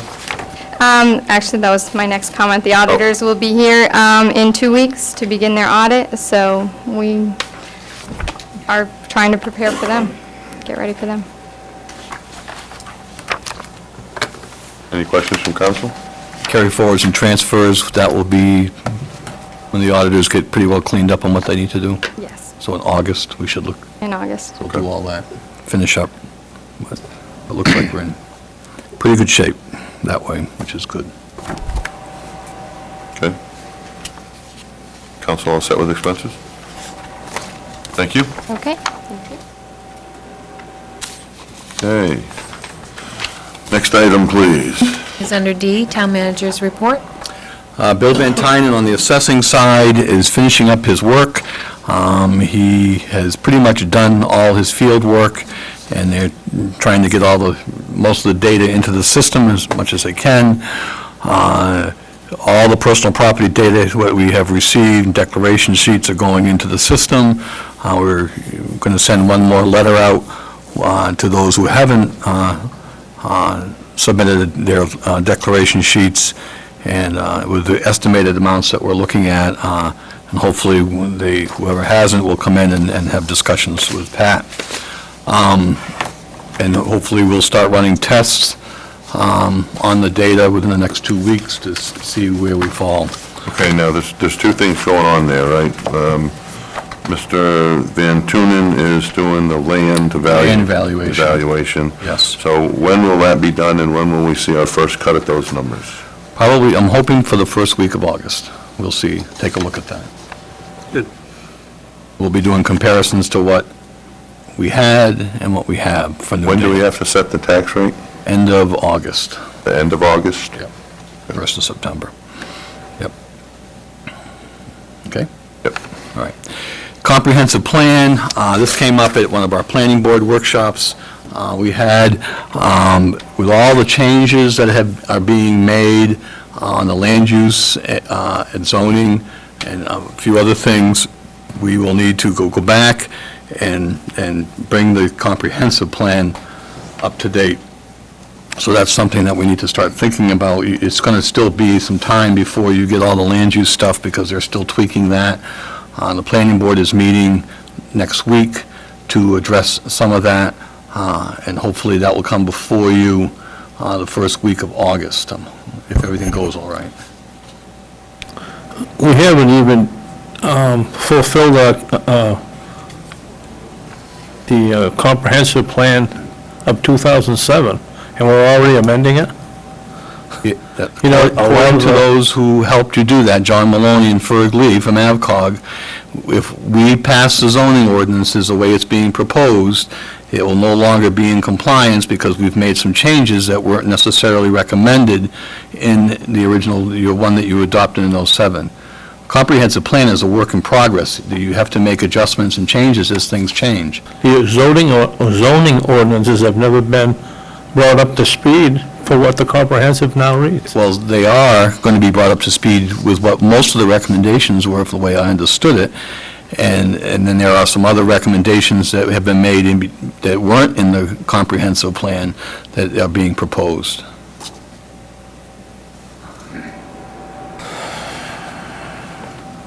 So, just something to think about that we need to consider as we move forward. Rosie and I met with Pan Am, the railroad people, was a very constructive meeting, along with Nate Moulton. They're really looking to try to bring the rail up to the Capitol Ave Industrial Park. They've been actually speaking with some of the people in the park, one particular about shipping stuff, and they come up with some ideas of being able to have what do they call it, a transfer for, they're looking to actually... Loading dock. Thank you. A loading dock for tractor trailers, so that's something that we're going to start looking at and trying to see if we can put together some information for people. But looks very positive, and again, the LA Railroad keeps talking to us about partnering with them. I told them that they need to give us some numbers, but they really are actively trying to pursue to get the rail into Lewiston as well as into Auburn to the trade zone. But this is the first time we've actually met with Pan Am. It's usually been just MDOT, but they asked to talk to us about it, so, which is encouraging. Maybe we'll see rail coming through here quicker than we thought, which would be nice. And there is some funding. They gave us a cost of to going from the Knight Celotex building up to Capitol Ave, or just beyond there where they have a switching station. It's not used. It would cost about $250,000 to get that up and running, which is, they say they have that funding in the rail money has been approved, so that's encouraging. Twyla has had some fee changes from the state and in her vital records material. I think it's something that we probably ought to go back and revisit. I know I've had Mike Cody already do some comparisons on what other towns are charging within his area, so maybe I'd like, if you want, we can start looking at that and discussing that. You, as a council, have the authority to change the fees and charge what you would like. So would you like that on the August, at least a draft of what they are? Sure. Okay. We had talked earlier about council meeting times. Is that something that the council would like to entertain or look at? Or stay within what we are doing? So that's... I'd like the 6 in the winter, but not in the summer. You like what? I'd like to start at 6 in the winter, but not in the summer. 6 would be very difficult for me to actually make it. Yeah, I think when we talked about this 6 is before, out of I the was willing to question. split the Yeah. difference. I Yeah, think it's crazy. 6:30 is 6:30, reasonable. yeah. We can at least get For home and people try to that get a work, break. how the and hell have do a we get it? late day. You know, 6 o'clock would be real hard to do for people with jobs. Does 6:30 work?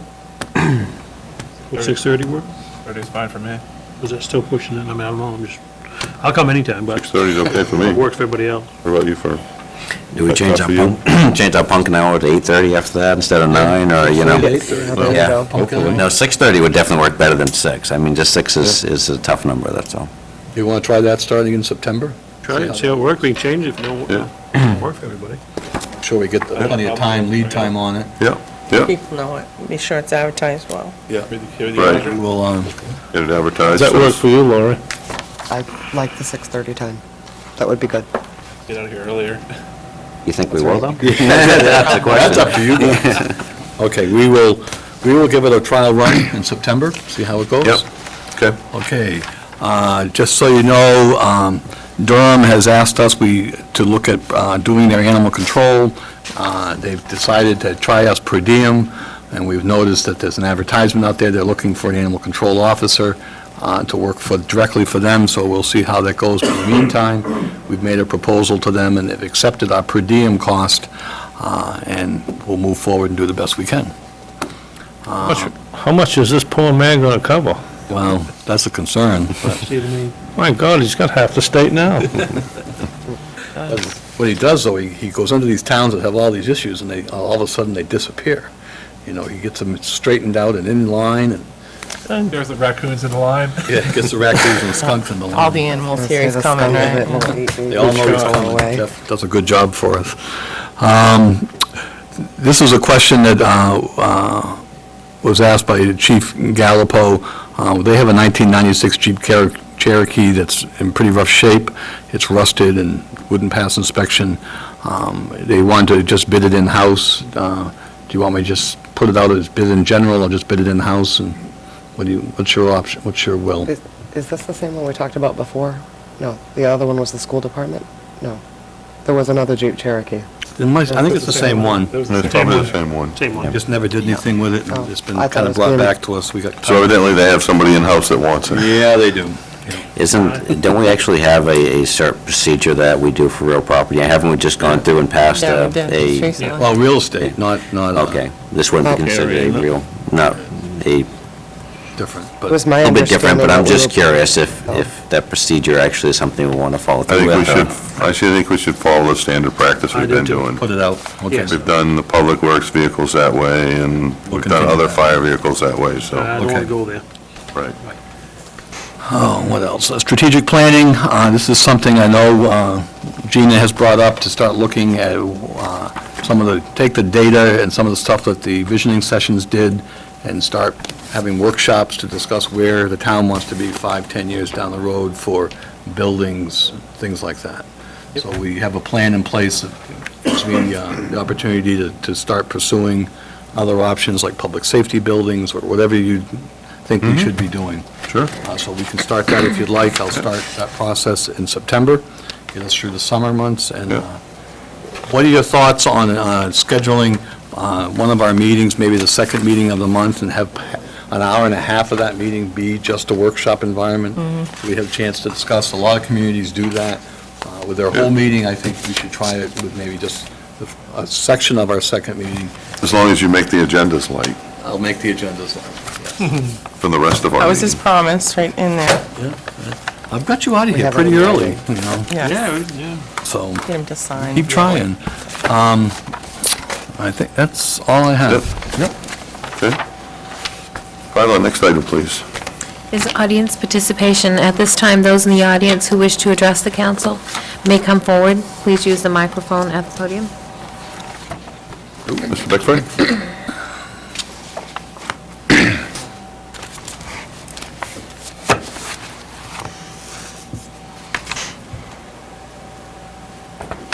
I'm missing one supportee, but basically I'm not here for the town council. I'm here to talk to Mr. Aldrich again. Okay. Last time I was up talking to you, I was quite happy with what you did. But I did tell you you ought to rein in Mr. Dow. Yes, Well, you got the leashes. And he has gone hog wild, and it's so bad that you had to go do some damage control. Yep. And the people in this town do not need or appreciate somebody like him. He is, every place you go, you say he's a good person. He's not. He's a bully. He really is a bully. So, from what I can see, especially to women in the beauty shops and stuff, he's really a bully. It's not good. And some of the businessmen been here, that's why some of them are here. It's just, you gotta do something. I have spoken to Mr. Dow about several of the instances. I know you have spoken, but there's No, gotta be more than that. Just recently, Okay, well, it's on gotta be something Friday, done. just to let you know. Maybe Mr. Brooks could have his second in command go around with Mr. Dow on his hip, so, because he is a very nice person, and he knows everybody in town. I will continue to address it. Mr. Dow has a job that nobody would want to be doing, believe me. But he doesn't have to do it the way he's No, doing it. you're absolutely you're right, he does not. And we've had that conversation. And if you'd like to come into my office, and I'll go over it with you, what I've asked him to do. I don't think it's something that needs to be addressed with a personnel issue publicly, but I'm hoping to see some results. And I appreciate your comments. Believe me, I've heard plenty. And there's another thing, the last one, on one of the other meetings, you said that we could go to him, and if there was issues, whatever, you could talk, Well, from what I can gather, you go to him, and he is the last, he says basically, I'm the last, I'm the buck stops here. So, are you working for him, or is he working for you? He works for me, and he also works for the state of Maine. To keep that in mind. Well, who cares about the state of Maine? Well, I'm That's sure. on bad shit. I have to worry about that. Yeah. We all do. Well, But I'm worried about the townspeople.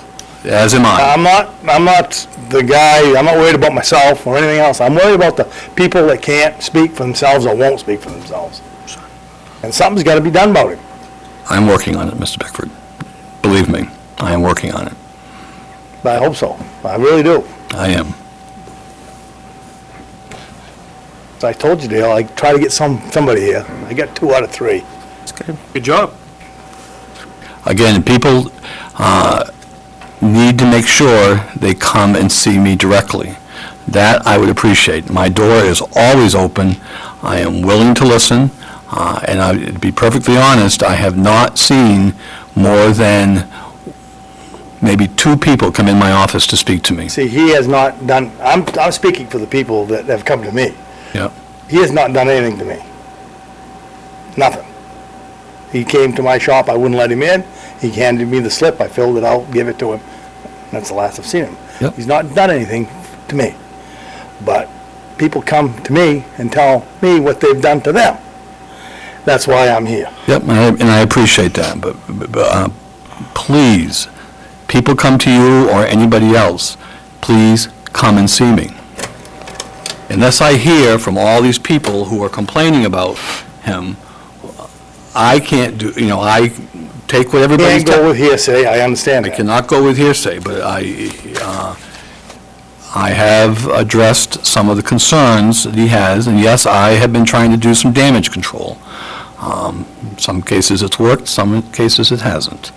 But it is a personnel issue, I'm dealing with it, but please send them to see me directly.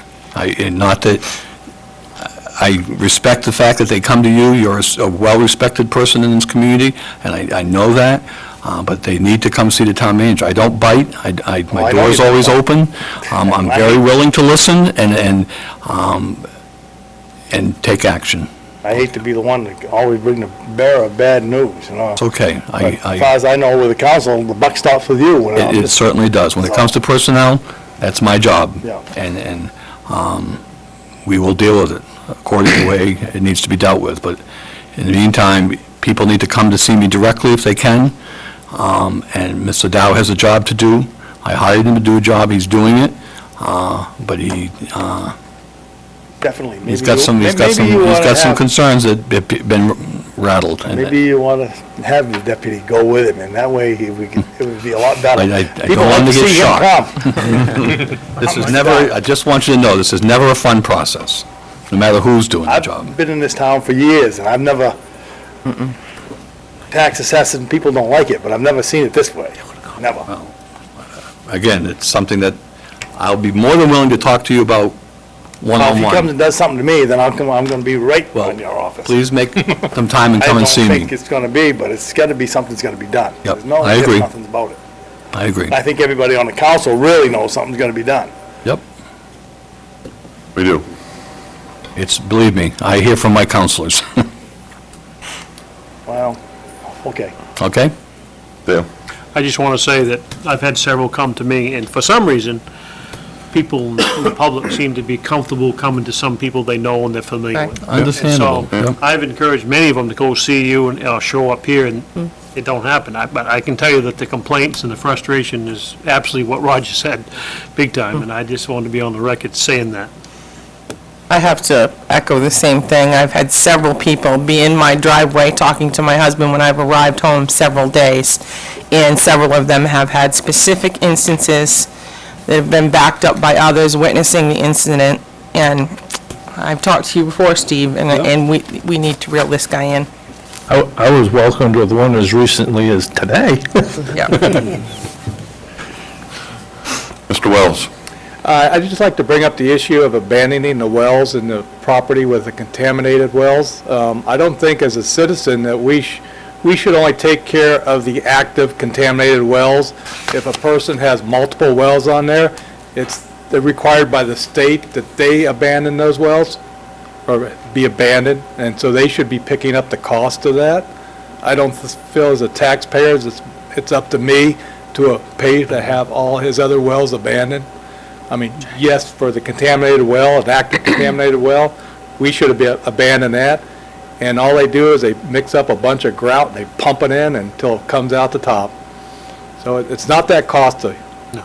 So that's just my point of view. I'd like to express that. Thank you. Thank you. Any other audience participation? Next item, please. Is under appointments, Order 2010-122, Civil Constable. So we have a request from Lucian Aslin. He's worked on this He's done this for many years for us. years for us, yep. He's looking to be reappointed. I thought we just did that. That was the weights and measures guy. Louis Yeah, Levesque. that was Louis Weights and Levesque. measures. The names are too He familiar. he did all the weights and measures. Gas tanks, all of that. I thought there was a constable one that we did a couple months ago. Oh, wait a minute, we did? Because we I did mean, you talk can have more than about- one constable in your Talking town. about constable, so. Sometimes we one's did. not available, so. Right, yeah, so there's multiple, I understand that. Right. I'll make sure we know what we're doing. Yep. Are you looking for a motion? I would be looking for a motion. I make a motion that we accept Lucian Ashland's, his, That we appoint him? That we appoint him, there you go. I'll second that. I have a motion from Councilor Rochelle and a second from Councilor Crafts. Any discussions? Comments from the public? All those in favor? Order passed, 7-0. Next item, please. Counselor Communications. Councilor Communications. I have some. Sure, Gina. What's up? Many thanks to everybody who was involved in Moxie. Many thanks to Rosie Bradley and Sean Gallipo. There were a lot of changes in the festival this year, but for the best. We hope to make this festival bigger and bigger every year. We have people come from all over the United States to this festival, and it was very well attended despite the rain. The parade was great. We've had many comment that it was the best parade they'd seen. We had some good participation, and I was downtown afterwards. I walked from Kitty Corner down there, soaked, but it was a lot of fun. We sat around and hoped the rain would stop for a while, but there was probably 8-inch deep water running down the road. The kids were having fun, but the old people weren't. But anyways, we had a great time. It was a great parade, and there was loss of revenue for many, which is very sad. Some of the charitable organizations that were there, I know the fire station just about broke even, so that was too bad. It's a big fundraiser for them, but many thanks to the police, the fire, the public works, and all the volunteers that helped to make the event successful again this year. And thank you for the town folks that joined in and participated. Great job. Roger? We've had mentioned tonight that the comprehensive plan wants to be dug into. And before we dig into our comprehensive plan, I would like to see code enforcement get out in this community and look at the issues that we have right now of people operating businesses way beyond what their zoning allows them to. People buy property in zoned areas to protect their property, and people are out there running businesses and doing things that they're not supposed to be doing according to the ordinance that we have on the books. And to open this comprehensive plan and start changing it, I think we ought to enforce what we have already first. And we have a lot of issues. And if you need a list of issues, I'd be more than glad to sit down with you and compile that list.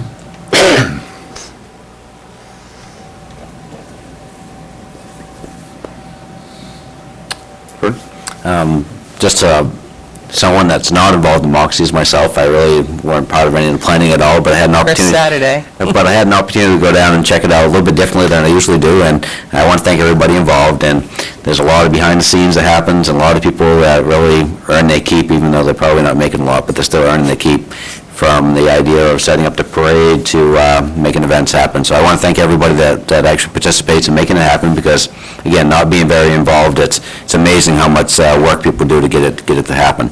And that's right from the fireworks to the chief's people trying to keep everybody moving and flowing after the parade or after the fireworks. I mean, that's a major undertaking, and when all those people want to leave all town all at one time. Had an opportunity to check out the Moxie cooking contest.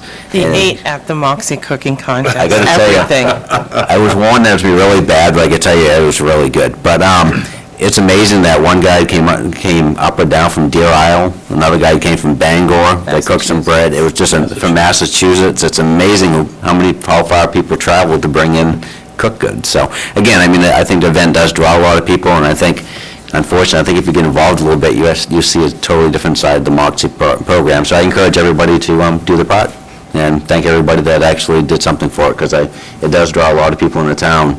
If you drove around and just looked the night of the fireworks, it was amazing how many people you can stick in this town in odd places, because they were everywhere. And to that point, Fern, I got the opportunity to actually see the fireworks from the Cedar Pond Road, and it was just, you couldn't even drive down the Cedar Pond Road.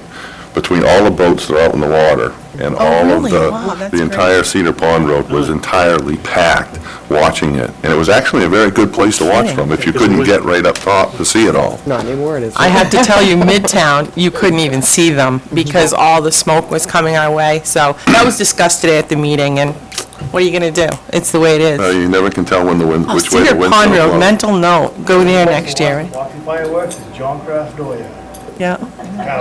Right there with the chairs, it's right perfect, absolutely perfect. Wave at the security cameras too. Like I say, everywhere's in town, there's someone parked somewhere, right? I gotta tell.